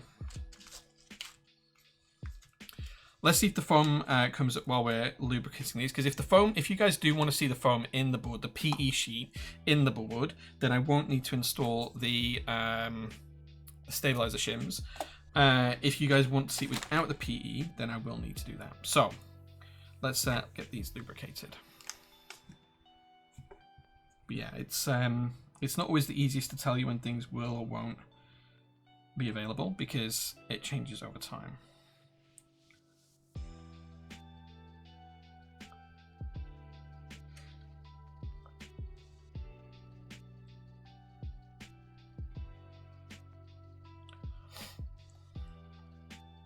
Let's have a look at how the poll for foam is coming along. Okay, you guys are saying no foam at the minute. Okay.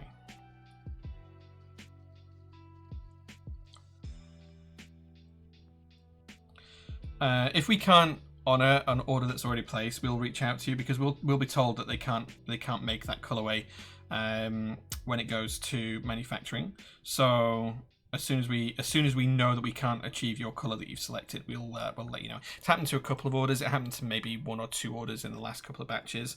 It's not a huge amount, so.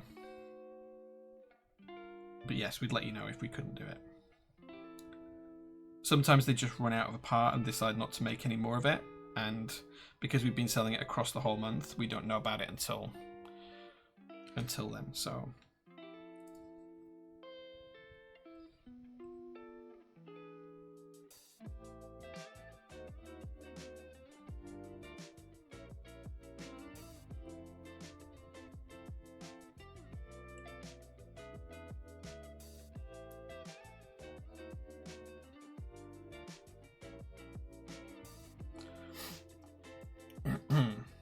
I have a group buy for an order for the F1 EX. I have ordered a spare plate and was wondering if it would be able to switch it for a different plate. Generally no, because we order the group buy based on what you've ordered, Snafu. So we actually put the order into the manufacturer based on what you ordered at group buy. With stuff like plates, we buy extras based on how well that product sold in the group buy. We may have an extra that we can sell you once extras go in stock after the group buy ships, but we wouldn't be able to change the plate this late on. You'd need to change it during the group buy window, like whilst the group buy was still for sale, so that we could guarantee we could accommodate the requirement from the manufacturer. It's too late for us now to add on additional items to that order, you see.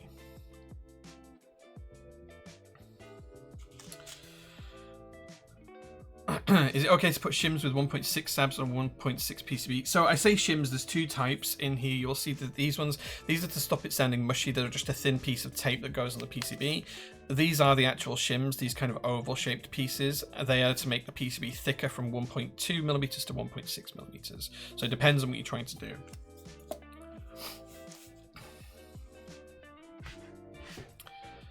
You pick another one there with extras go live. Thanks, man. I appreciate you. I hope that makes sense. Right. What was the poll vote for foams? I didn't see that. View results. No PE sheets. Okay. No PE sheets. That's fine. Okay. Well, stabilizers are lubed, so let's move those parts. Okay. No PE sheet, so we'll get rid of that. Let's install the stabilizers into the PCB. Oh, let's put the pads down.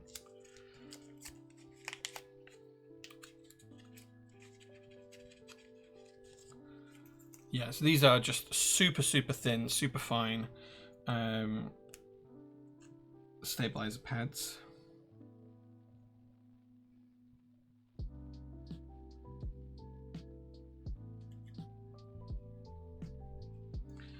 And we just install them where the space bars go. Oh, I've installed that in the wrong place.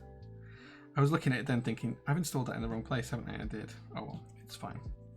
It's only one.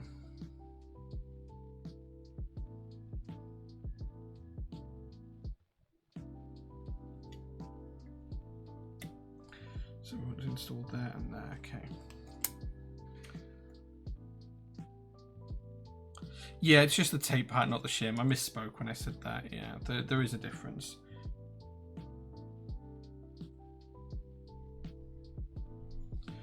Okay, then we're going to put the ones on for the ISO enter.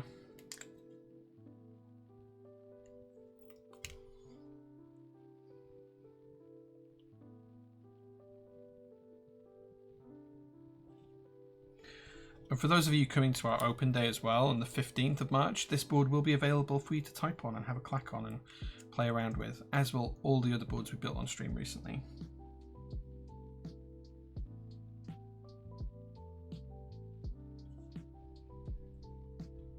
There we go.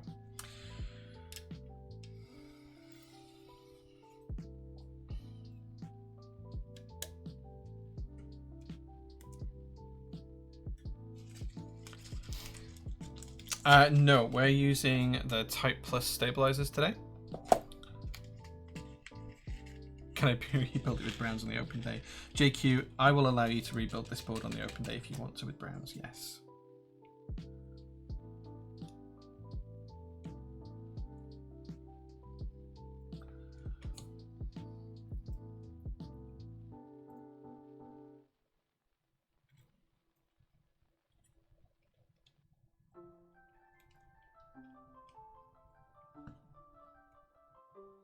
We might even give this away at the open day. I don't know. We will have some giveaway prizes. I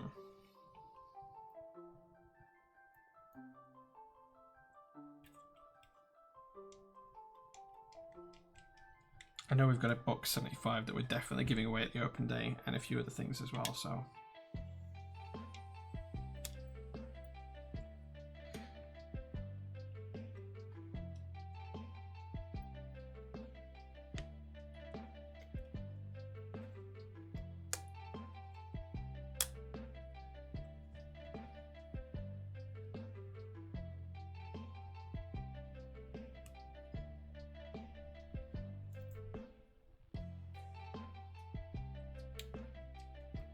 I was looking at the two different camping key sets. What's the difference? There's GMK camping in stock, which is manufactured by GMK. There's also Wook Studios camping in stock that's manufactured by Wook Studios.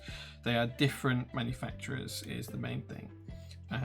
I believe from memory that the Wook Studios one is Dyson PBT and GMK one is definitely double shot ABS. I personally prefer GMK camping, and if you are ordering GMK camping, if you're thinking about making a buy, I can probably give you a discount on that today. So let me know if you're considering purchasing during the stream, and I will create a discount code for you that'll knock 10% off. Don't worry, you're only jesting. To browns or not to browns, that is a question. Whether 'tis nobler in the mind to suffer the slings and poles of outrageous fortune, or to take arms against a sea of trouble and pick oil kings. Executive decisions, sometimes, Kalain, are a burden. Yeah, just let me know, Sean. Just say discount please or something like that, and I will make that available for you. Right, okay, let's get these oil kings into the board and the plate.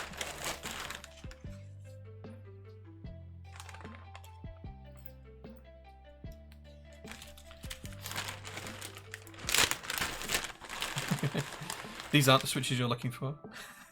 These aren't the switches we're looking for. That's quite funny. Mr. Kalain, you are one of my favourite people. You make me laugh so much. Why do you not want to go in? Okay.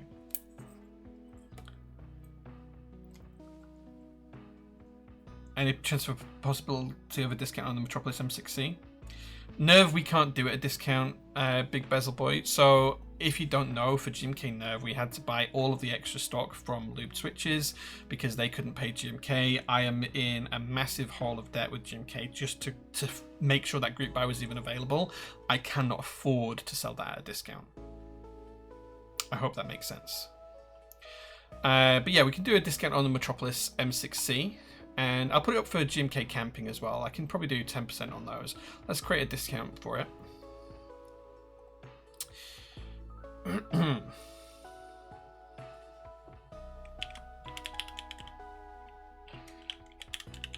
What's the date today?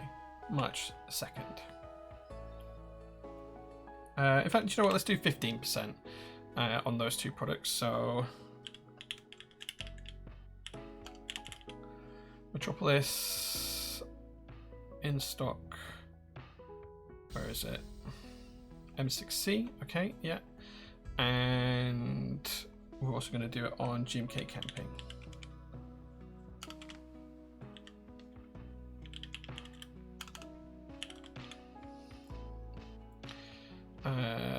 in stock GMK camping key set. Cool.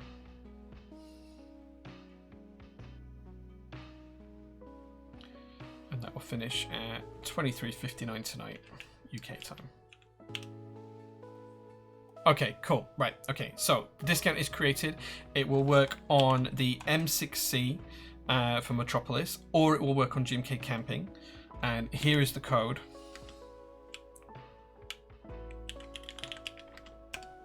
There you go. That's the code, and it will work on GMK camping, which I'll dig out the links for.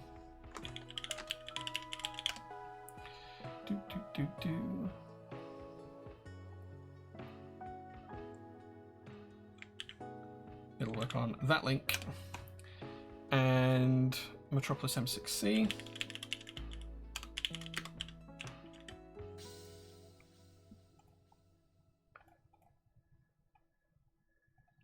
And it'll work on this link as well.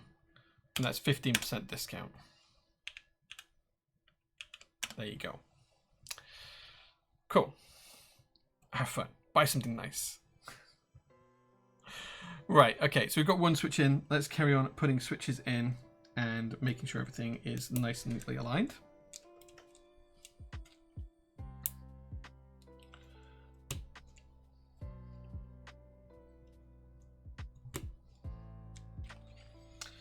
Yeah, it's a Rama product, which means it's mired in issues, though, Mr. Oz.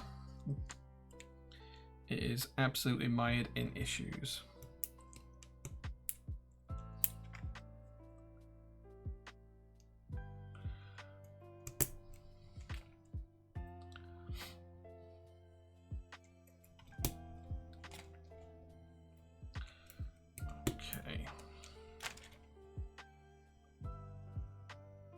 Space bar and just try and hold everything together nicely for putting this bottom row in. There we go. On behalf of Australia, you apologise for Rama. Thanks, man. I appreciate that. I genuinely do.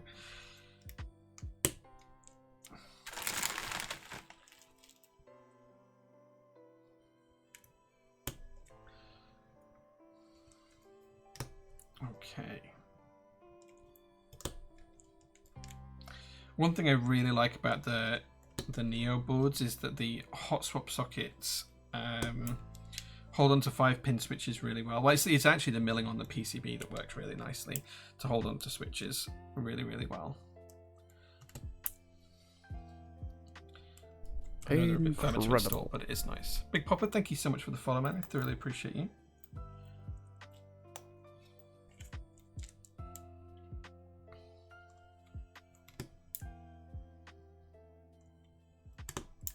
I think we're just going to go with general top mount for this because I like a top mount keyboard.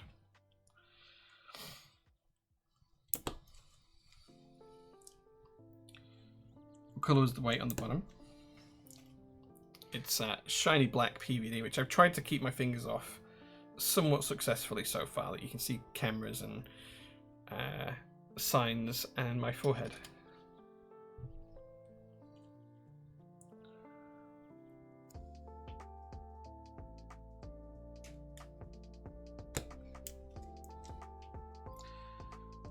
Put these two switches in upside down for split left shift, but that's not too terrible.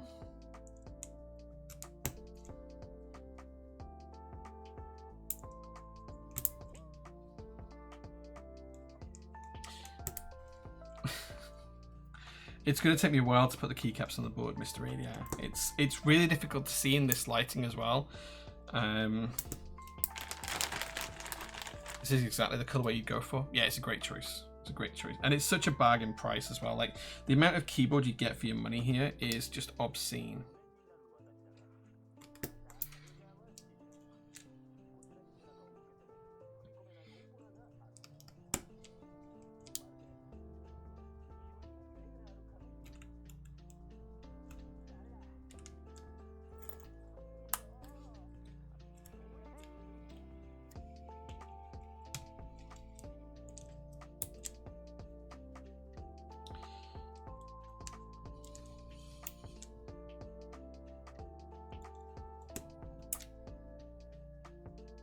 I hope the solder PCB has fewer rotated switches. I don't think the solder PCB has any rotated switches. It's you need with solder points you just have a hole that basically accepts solder. With hot swap switches, you've got the size of the hot swap socket on the rear to worry about, which is why some switches are rotated. The UPS guy and I are pals at this point. No worries, dude. No worries. I hope you enjoyed the macro pad. It should ship out tomorrow. We'll be hard at work from first thing in the morning, shipping out. Oh, we stuck on this. This is probably not the best mat to build on. Let's take this out. There we go.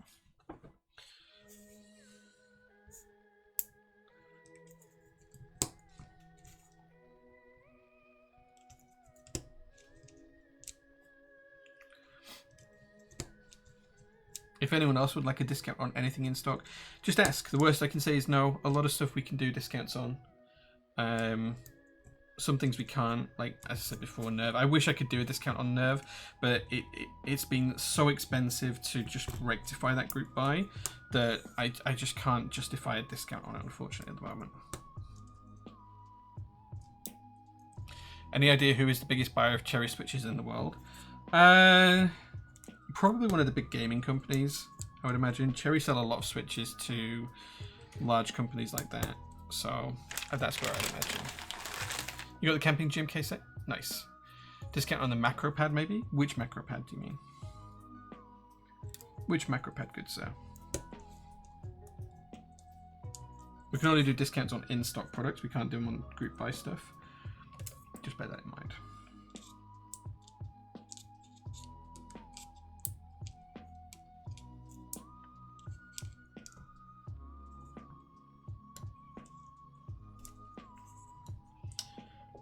Got a couple of switches here that I'm going to try and I haven't installed fully.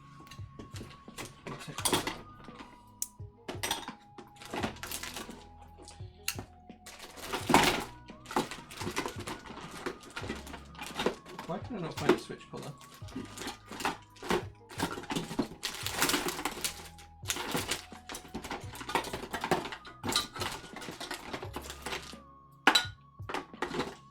This is frustrating.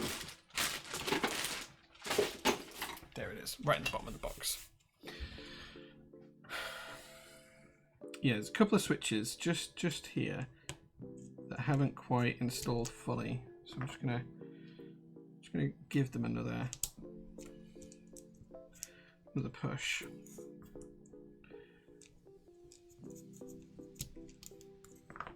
Usually it's quite simple to get them to work. This one just doesn't quite want to go. There we go. Got any others? No, I think we're good.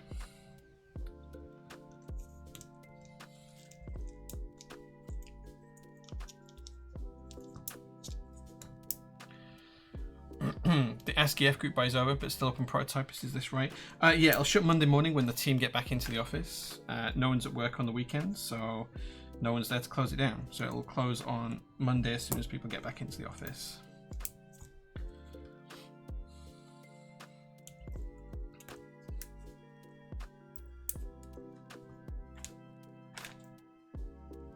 Pop our ISO enter in.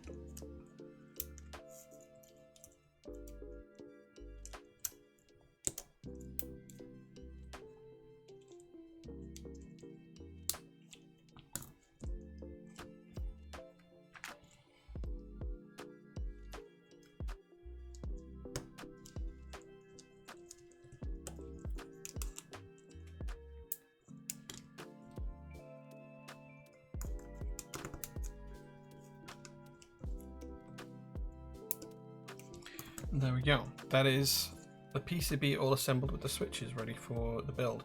These holes here are not used for HHKB layout, so we don't need to put switches in there.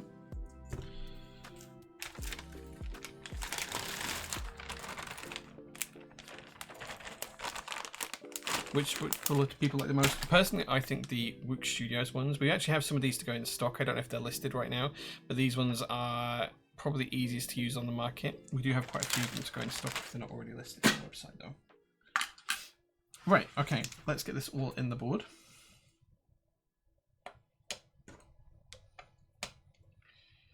And as I say, we are going to top mount this. So let's take the board apart. What screwdriver do we need here? I think that's a thin Torx. Possibly this one. Has macro data refinement sold well? Not as well as I'd hope, no. Like, it's not sold terribly, but it hasn't sold as many as I thought it would.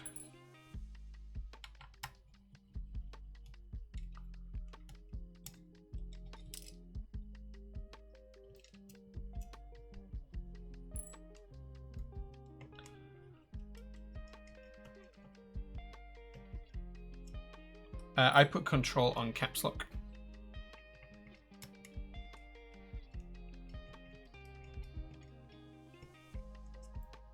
Yeah, the Rook Studios ones are titanium, so they can take a fair bit of abuse.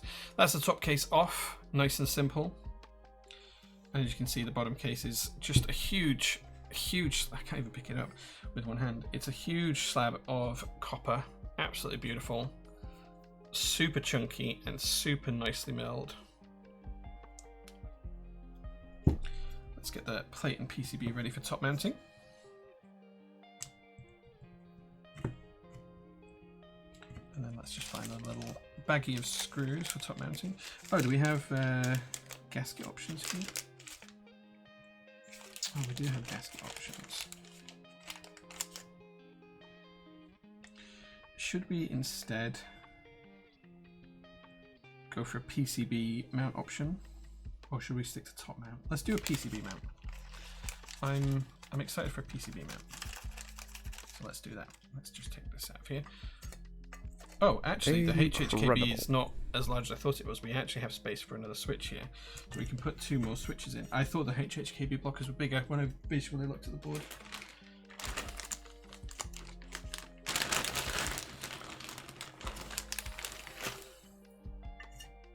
Which means we can do a slight tweak here. And we can go for 1.5 U's. Where did I put the keycap puller? A switch puller even.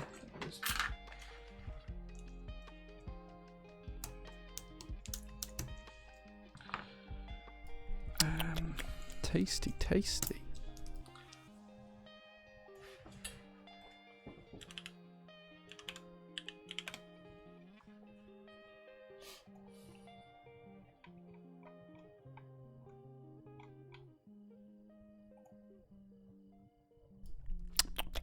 Tasty, tasty. Yeah, so it needs to be 1.5, and this needs to be 1.5, and then we can put 1 U's. Yeah, that's right.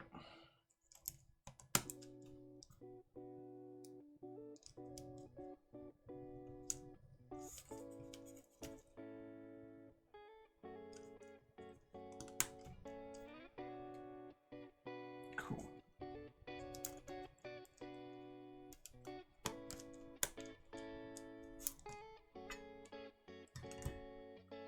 Perfect. Right, let's actually go for a PCB mount on this. I'm going to use the little rubber silicone pads, and these just push into the PCB like so. Camera, please come on, focus. There you go. They just push into the PCB like so, and they sit in these little hooks.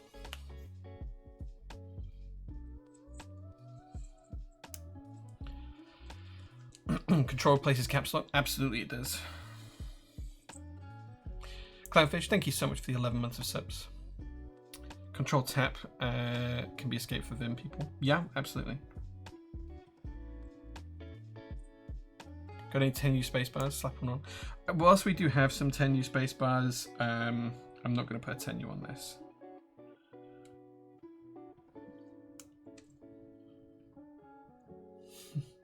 Fruit Gummy, thank you so much for the Prime sub as well. Thoroughly appreciate you, dude.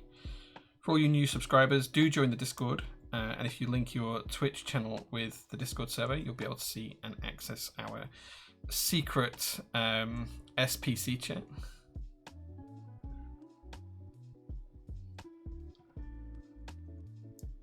There we go. So there is one missing. If we had one more, oh, it's there. I was going to say there's the space to put a side mount one on as well, so we'll do that just like so. 10U is a meme. change my mind. I don't dislike 10U. I do find it quite nice to type on. But I wouldn't use it every day. Okay. So this is nice and easy to assemble now. What we're going to do is we're going to pop this down, and we're going to make sure we can feel the magnetic connector aligned, which I can. Like I can feel the friction of that. It's holding it in place.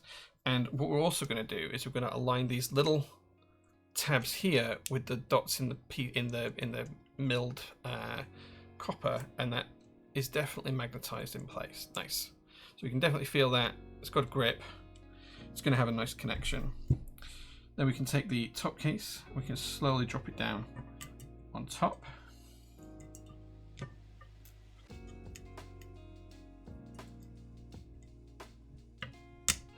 Just like so. Make sure it's nice and even and flush. Then we can take our screws and pop them back into the board.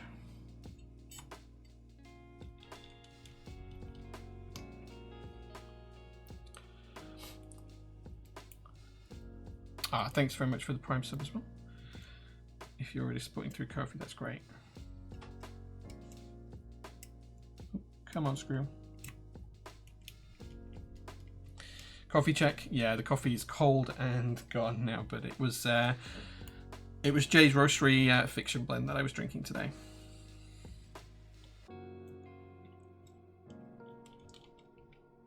Okay, one more screw to go.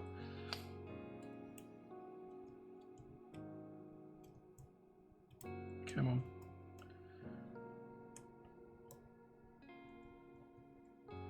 There we go. Cool. That's the board all now assembled. So, as I said before, we are not going to vote on keycaps today because we are going to use GMK Cosmos, which is going to take me forever to get into the board.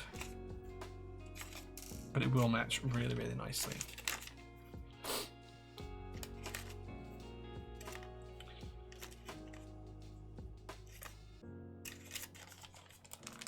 Okay.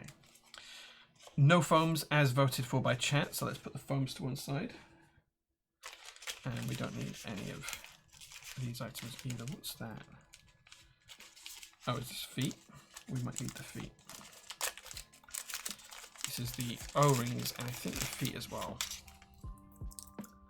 Yeah, so let's install the feet. There's only 3 feet. Why is there only 3 feet? Oh, because there's a long foot for across the front. Right, let's get the feet installed.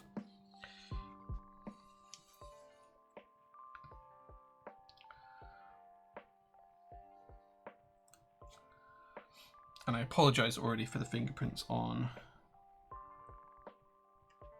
the weight.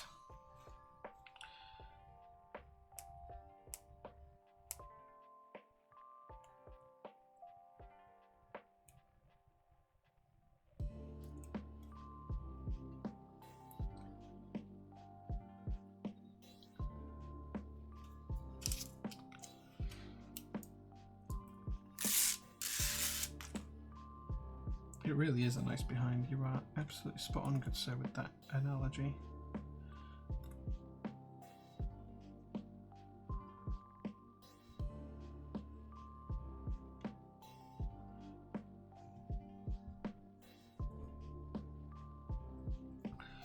There we go.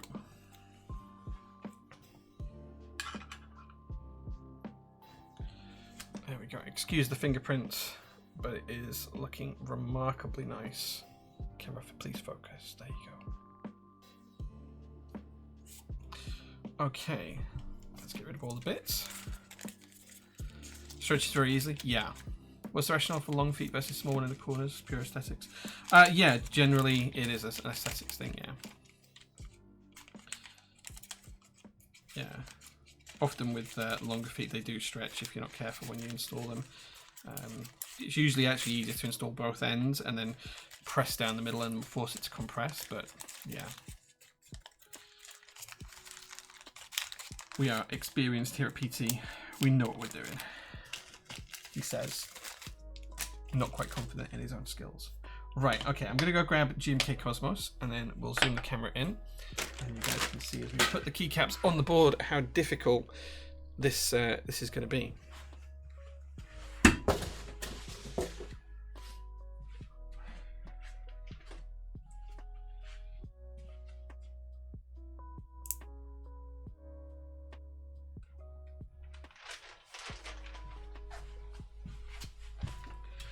Incredible.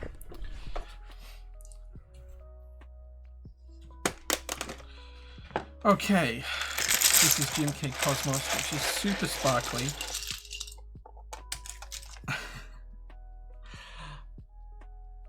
And the sparkles probably aren't going to show on stream, but it is super sparkly. So let's start installing the caps lock first of all. It's a print key, we don't need that. That's 6U. Let's try and get the spacebar done first.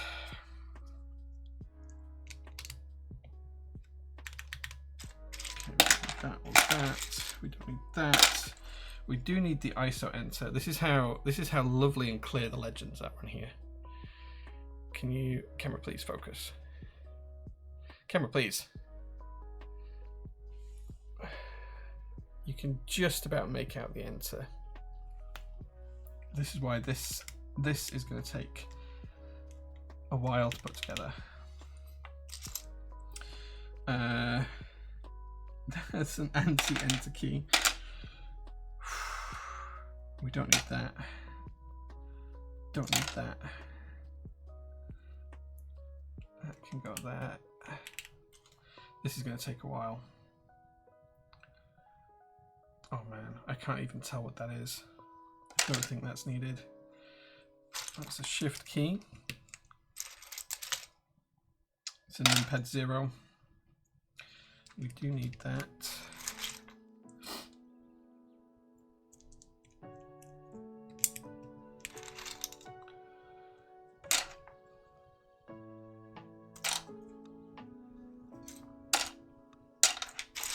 I'm going to try and do the mod keys first. What I want to do is I want to put 2 alts and then arrow keys here. So I'm going to try and find the alt keys first.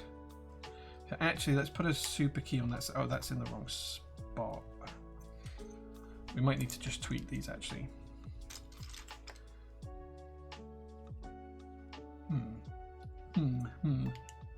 Oh yeah, I see. Yeah, so we just need to tweak those in a second. That won't take 2 seconds. Right, so we're going to put super on one side. In fact, let's go super on both sides.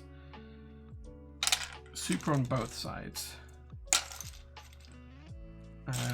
Let's stick with those first. Shift key, we don't need that. We don't need that. Oh man. Don't need that. Don't need that. This is going to take so long. I apologize in advance. Just trying to go through the larger than 1U keys.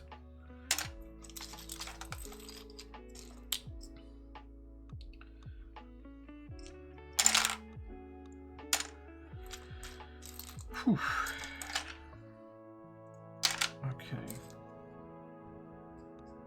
Oh, that's an alt key. We don't need that. We want the 2 super keys. That's that and that. That's cool. We just need to move those switches around, which we'll do in a second. That's the 1.5U shift, but we want 1.75, so don't think that's right. Don't need that. Don't need that. Don't need that. That's the shift key we do need there. There we go. Let's get rid of you. Let's just change those switches around really quickly now. I thought I got them wrong before and I had them right the first time because I've already moved them once. Let's go there.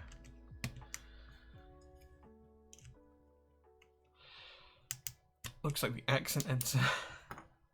This is the standard enter key for ISO. Yeah, so we're going upside down here, and that's going to go in just there. Nice. That's going to go there. Nice. Cool. Right. Bottom row done.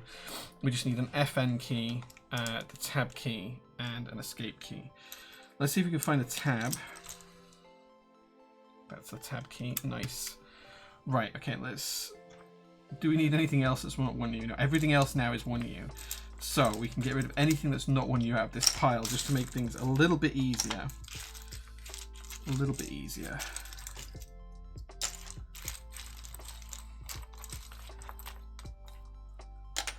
I say a little bit easier. It's not going to be much easier.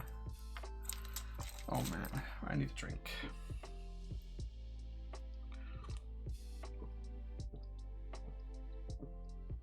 Hot Top ISO is a beautiful thing.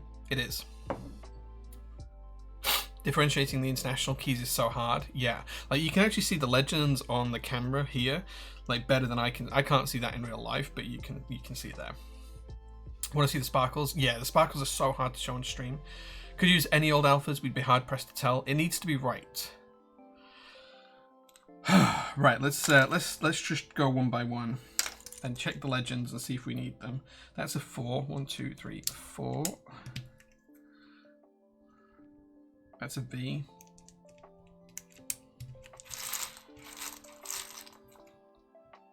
It's an F key, we don't need that. It's a J. Page down key, we don't need that. P.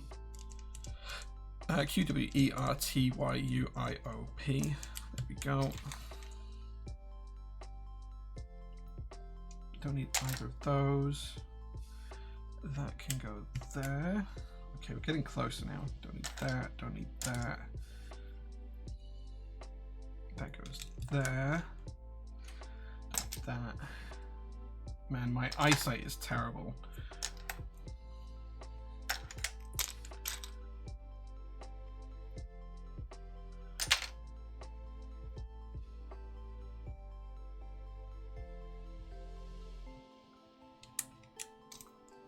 That's an arrow key. There we go.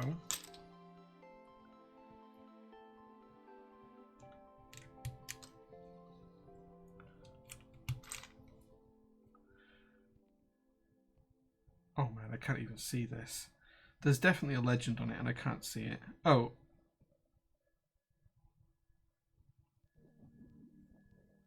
What? Can you guys see what this says? I cannot make that out for the life of me. I think it might be insert.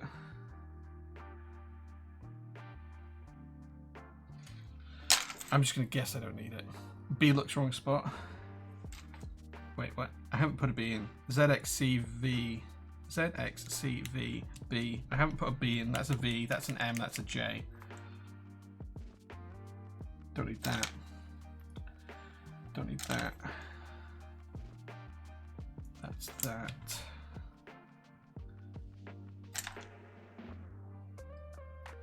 That goes there. Yes, we need that. No, we don't need that. That's fancy. What am I thinking? That goes there. That we don't need. That's the one. That's not needed. That's not needed. That's not needed. 4, 5, 6, 7. There's a question mark that goes there. That is the 3 for UK ISO. We don't need that. Don't need that. We don't need that. We do need that. Don't need that. Don't need that.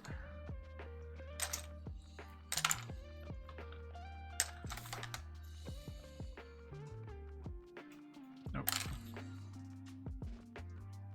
We do need, no, we don't need that. It's ANSI. I'm confusing myself now. HJ, there we go. UI. Is that the right profile? No, that's the wrong one. That must be international kit. UIOP there. Nope. That goes there. ASD. Some of these are easier to see than others, but this is really difficult. I feel like you want to do this outside in sunlight.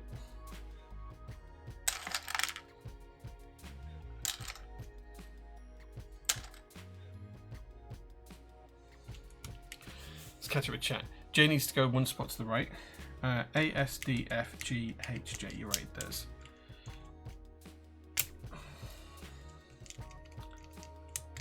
ASDFGH, yeah, okay. Both of those need to go across. Is this Cosmos? It is, yeah. Where's the B? It's a V. Yeah, like this is so hard because like I'm concentrating more on what I can see rather than where things are going. HJK. Yeah. That's the other arrow. That's nice and easy to see. That goes here. That's UK ISO. That is a Y, but that's the wrong profile. So must be part of the international kit.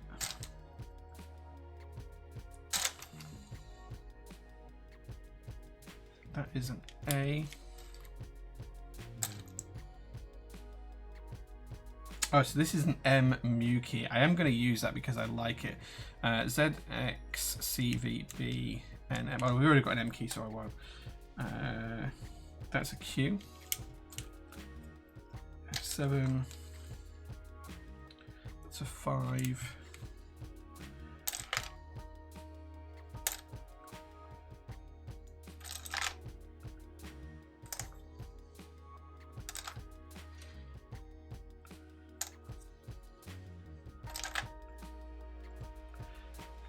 ASDFG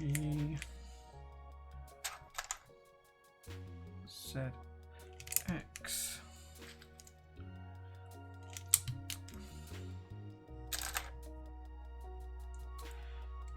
I.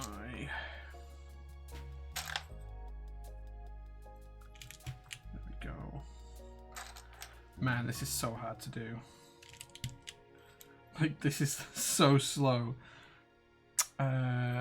1, 2, 3, 4, 5, 6, 7, 8. Yeah. Escape.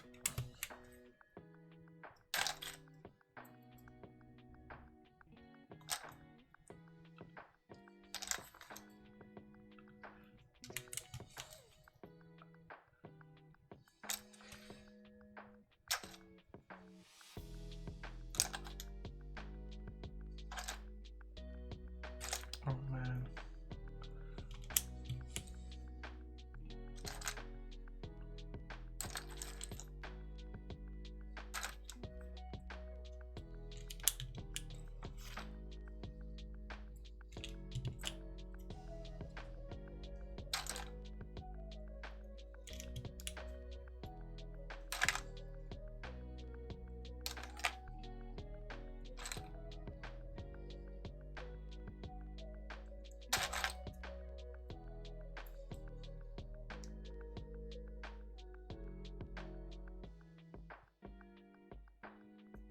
Had to double check that then.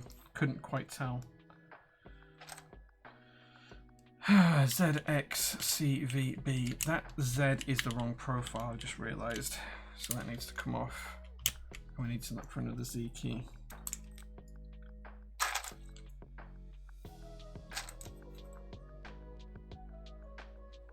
Give it ERTY. Why have we got two U's? Have I got the wrong one in the board? No, I've got the correct one in the board. Oh, that's got umlauts on it. That took me a second to see there. I knew I'd put the wrong one in. There we go. That's better.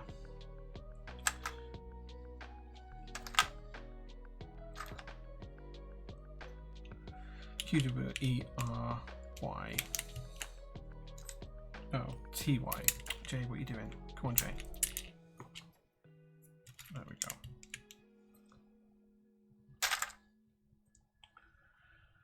ZXCVB. 2 B's because it's Alice, that's why.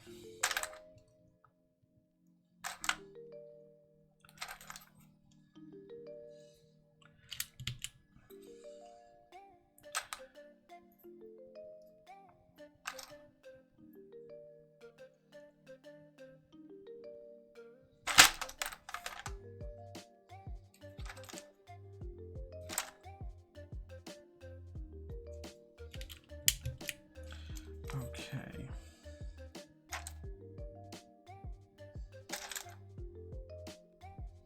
That's the correct state.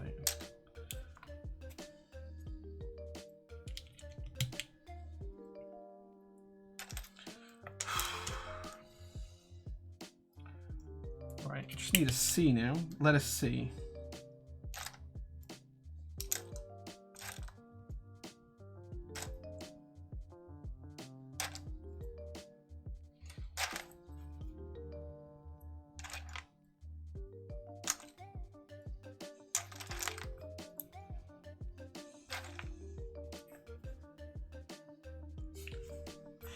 Okay, so I must have put the C in the box.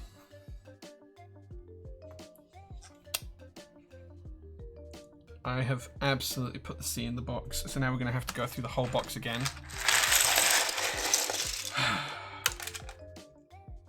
Right, anything that's not 1U we can get rid of, right? Nice and easy. I must have misread a C for something else. Get rid of anything that's not 1U to start off with. Let's try and do this faster. And we know it's that row, so I can get rid of anything that's not that row.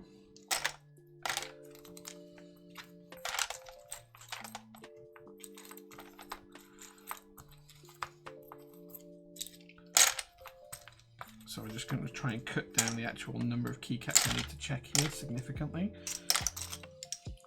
Anything that I spot instantly that I know is incorrect.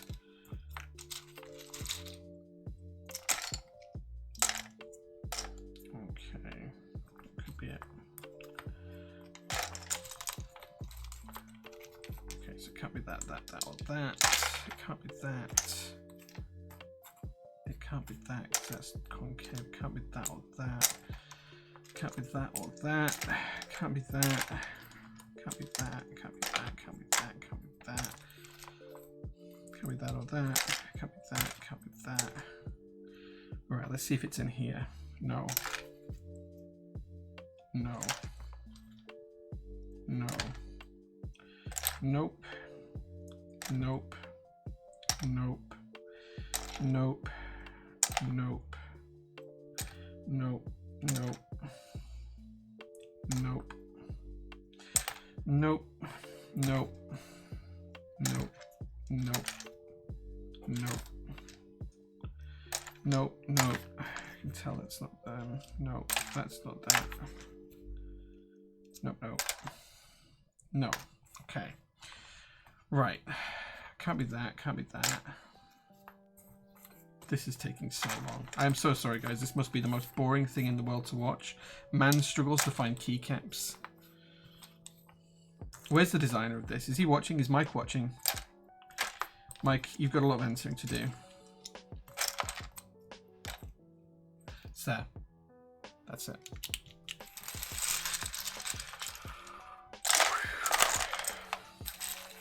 There we go. Use the UV light to find your problem in the dark. Yeah, like... I wonder if that helps. I wonder if it helps. No, it makes it worse. You can't see. You can see the sparkle more, actually. You can see the sparkle more under it, but no. Wow. Maybe you lost the keycap. Dude, I didn't lose the keycap. Nice to know I'm not the only one who struggled with this. Yeah. I haven't had a chance to ask Salvin yet. No, I do need to message him, though. He messaged me the other day, and I owe him a response, so I'll pick it up on Monday. There we go, guys. Right, so this is the Neo65 CU. Oh, sorry, the Neo60 CU with GMK Cosmos in the Nebula colorway. What a beautiful board this is. What an absolute stunning bit of kit. What can I say? This is obviously bad design if you can't find a keycap. So part of the problem is it's actually easier under natural light to see them because I've had this set on another board. Where I've got the stream lights here, they just wash out all the colors for me visually, like on a V shape from the lights. So I can't see anything. Like, it's so difficult to see in here right now. It's so difficult. It's hilarious. Thanks, Jan. I appreciate that. How are GMK going to do their QC photos checks with this set? So if you do a straight top-down view with a straight top-down light, it's actually really obvious what the keys are. You can see it better here. Like, you can actually see the letters here. because you've got the light straight above it, straight down. It is actually visible, especially if you change the contrast on like a photo. Like, you guys can see it here better than I can in real life. But you can see it sparkles with the sparkles, which makes it harder to even see.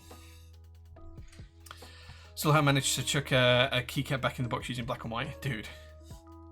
UV light did not help see the keys. No, UV won't. It's not UV reactive. Now, the SA Blackest Black, that will 100% show under UV light because the legends are UV reactive. So, yeah. Whew, that was difficult. How long did that take, Reed? Because I know you were timing me. How are the keyboard sparkles visible but not the keycaps? So the sparkles in the keycaps are a lot smaller. They are there and they do show up, especially under a bright light. You can kind of see some of them kicking off here. The sparkles in the board are bigger, so they will reflect the light more. And it's just a case of what my camera can and can't pick up, that's all. In real life, both are much sparklier than you can see here. Like the sparkles that you can see on the board here are significantly reduced from how they are in real life. But you can see the sparkles in the key set as well now. So yeah. 1/3 of my time for near enough the same layout. Nice. Thank you so much for the raid. Who raiders? Mugi and Cello, thank you so much for the raid. I appreciate you. Welcome, guys. You can send it to me when you just don't like it. Nice. Nice. A perfect stealth board. Yeah. I mean, this is the darkest GMK set there's been to date. But look at this board. It's so stunning. It's so beautiful. Even with the fingerprints. Like, hello. You can see my unattractive face in the reflection there. But just the way this copper shows through and the sparkles in the case. Super, super nice. Super, super nice. Especially this hidden ridge here, the way that this shines through the sparkles. Super subtle. Super nice. Big fan already. Maybe we won't give this away. Your knowledge of profiles certainly helped. Yeah, well, I knew I was looking for a C key, so I knew that it couldn't be any row 1, row 2, or row 3 keys, so I could get rid of those. There's one more film on the bottom. Is there? I don't think I still have a film on the bottom. Oh, I do. Do I? I do. Yeah, okay. There is a film on the bottom. Well spotted. Oh man, the colour's even nicer without the film on. Look at that.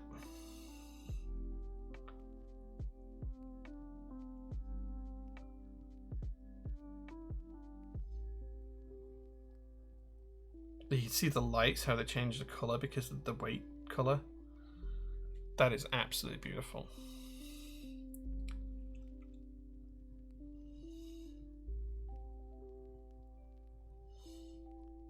Kind of goes from a greeny colour on this side to a golden colour on that side. It's the same light source you're seeing, just the colour and the weight. Yeah, it's the dusk weight. Sound of removing the film. Yeah. Absolutely beautiful. We will give this away, so someone who comes to the workshop for our open day will take this board away. You won't get the keycaps, unfortunately, because they're from my personal collection, but you will get the board. Should we see how it sounds? Let's pause the music. See how it sounds.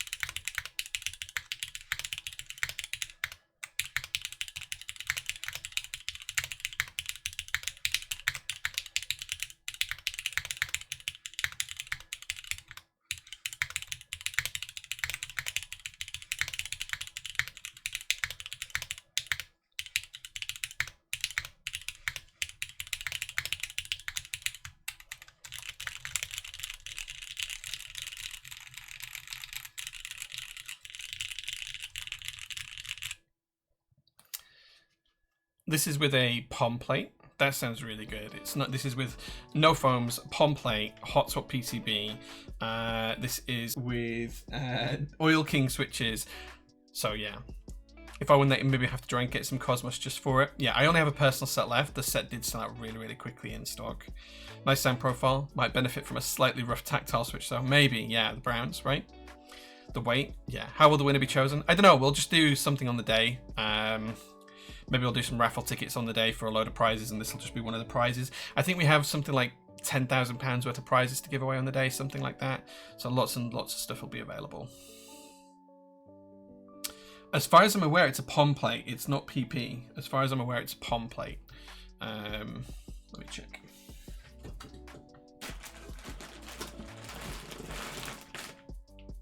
Yeah, POM plate is the only one included with this one. Yeah. POM plate was the only plate I got with it. Would you describe it as full? It's pretty full, yeah. Yeah, I haven't said it on stream for a while, so this is for Mr. Kulane and everyone else who likes it. It's not a PP plate. The announcement mentioned cars. What kind of cars are going to be there? So I collect classic cars in my spare time. So at least 3 of my classics will be here. The ones that I know will be here for sure will be a 1969 GMC K1500. That's a small block V8, 5.8 litres, American pickup truck. There'll also be my Datsun 200L Laurel, one of 3 UK cars remaining. That will be here as well. That's an overhead straight 6 if you're into cars. Really, really good L series engine on throttle bodies and sounds fantastic. There'll also be my Datsun 620 J series pickup truck here.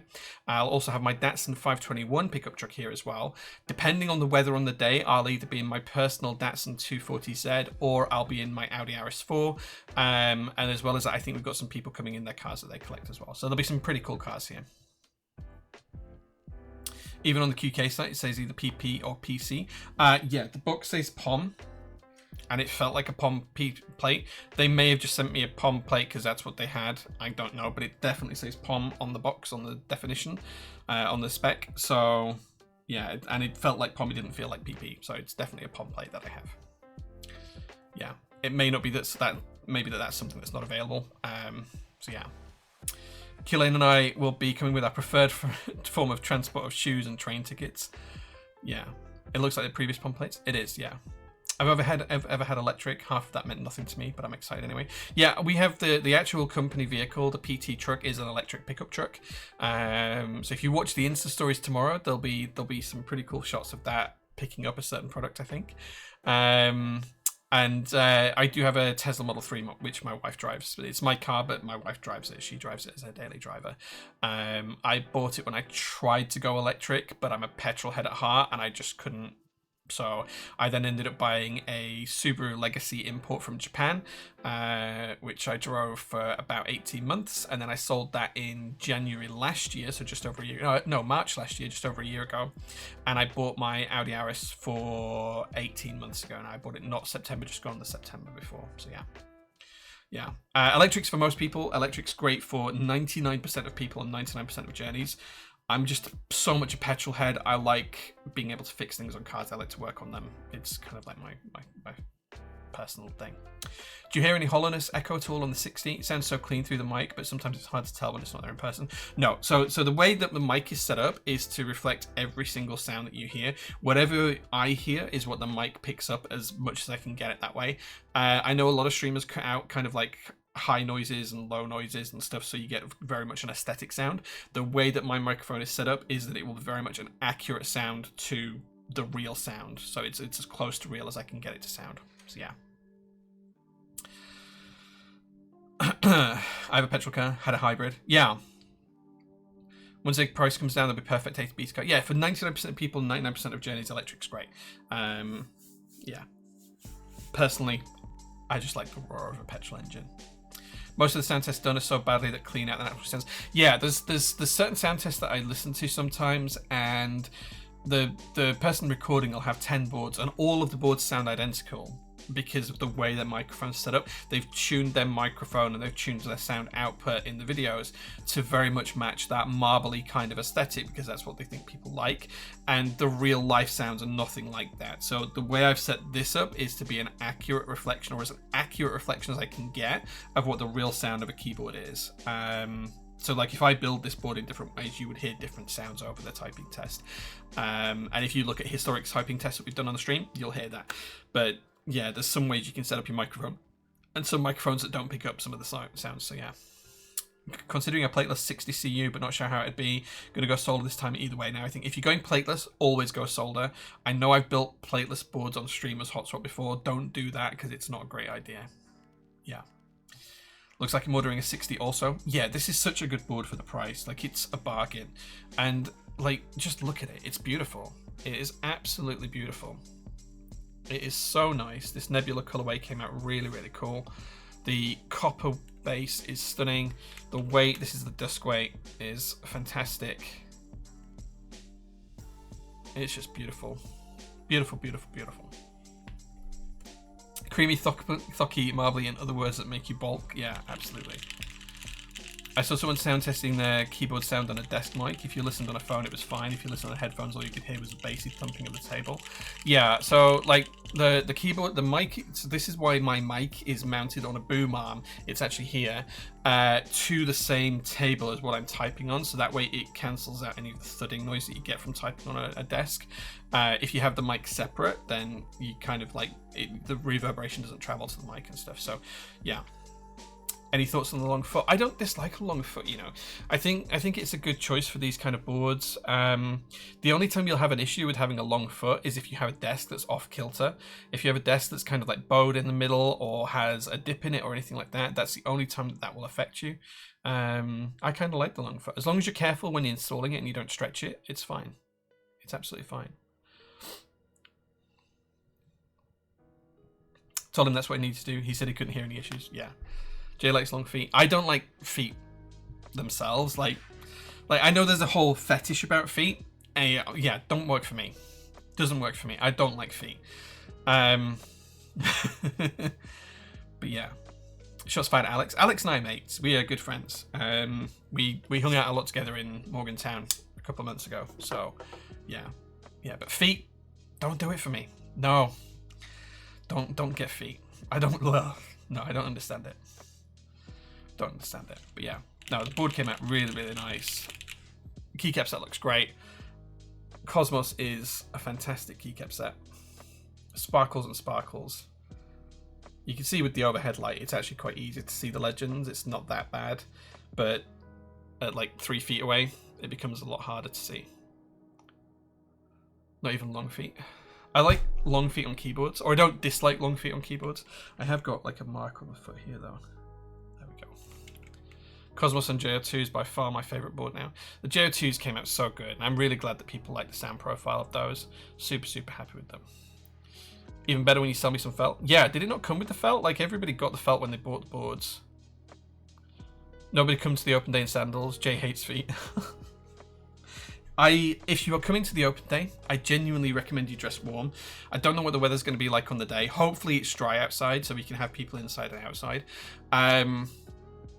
What I will say is whatever the weather is like outside, that's what it will be like in the workshop, because we'll have the big up and over doors open all day so people can mill it in and out. So it's going to be cold here. So wear jumpers, wear hoodies. Buy a hoodie on the day. We'll have the prototypist hoodies available on the day. So don't wear a hoodie. Just come in a t-shirt. And then when you tell me you're cold, I will sell you a hoodie. That's the plan. Yeah. Budgie smuggle as it is. Yeah, absolutely. Golden ratio to ask if he has a felt. Okay, well, you'll be able to buy some here at the workshop anyway. So yeah, we'll have it.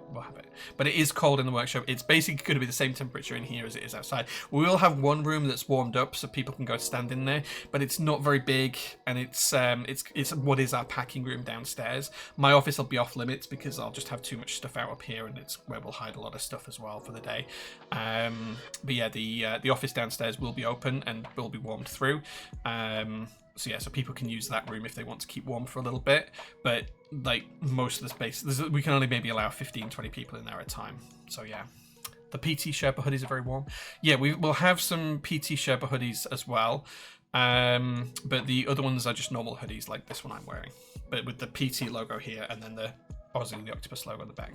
Will there be food? We are not putting on food. Free coffee is what we're doing, and it starts at 12:30 until 4 o'clock. There is a pub next door if you want to get food. There's a Toby Carvery literally through this wall, 45 feet. There's a Toby Carvery. So you can go there for food. There's 2 McDonald's within walking distance. There's one in an Asda, which is 5 minutes away. There's a McDonald's on its own, a proper McDonald's, which I think you'd be better off going to rather than the one in Asda, which is about 10 minutes walk away. So yeah, there's also a Greg's 10 minutes in that direction. There's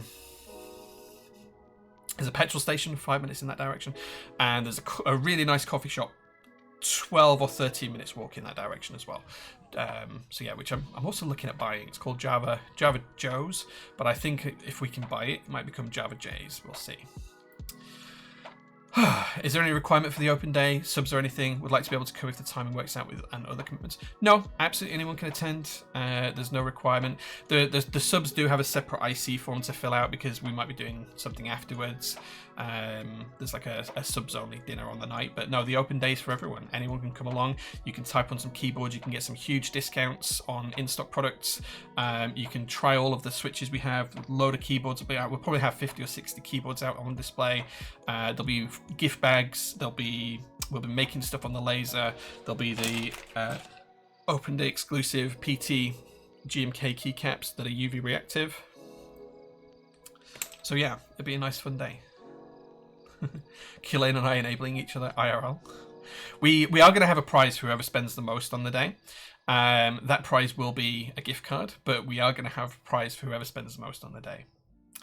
Is this GMK Cosmos on the keyboard? It is GMK Cosmos. Yeah, this is GMK Cosmos. Apologies, the camera doesn't pick up the sparkles in Cosmos particularly well, but they are there, and you can see the sparkles on the keyboard as well. So yeah, that is GMK Cosmos. So yeah. Oh.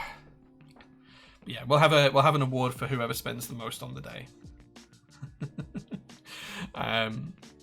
Yeah, Mel will keep track of that. You love the set? Yeah, it sold out so fast when we put it in stock, but it is a really, really good set. Right, okay, that's about all I have time for today because I've got to be back at the workshop super early tomorrow. I don't want to give this away, but I've said we're going to give it away now, so we're going to have to give it away. We'll give this away at the open day. Someone will win this exact board, the Neo60 CU, at the open day. Are you going to make public the highest amount spent? That will be up to the person. So if they want us to make it public, we'll put it on the Vesta board in the workshop. If they don't, then I'll just surreptitiously, well, I'll ask them first. I will sidle up to them and I'll go, hey, you spent the most. Do you want it to be made public or not? Here's your prize. And if they say, yeah, make it public, I will absolutely shout about it. If they don't, I won't. So yeah. Right. I am going to head off now, get home, because as I say, we've got a long day tomorrow at the workshop to make sure everything happens on time and as it should do. Thank you so much for watching, guys. If you need anything, just drop me a message. Come and say hi on the Discord server. The links are below. Watch on Instagram all this week because there's some cool stuff happening at the workshop this week and some big changes going to happen. So do watch out on Instagram if you're interested in that kind of thing. I'm going to head off home now. Thank you so much for watching, and I hope you have a really, really great rest of your Sunday. I miss you and love you all. Bye-bye.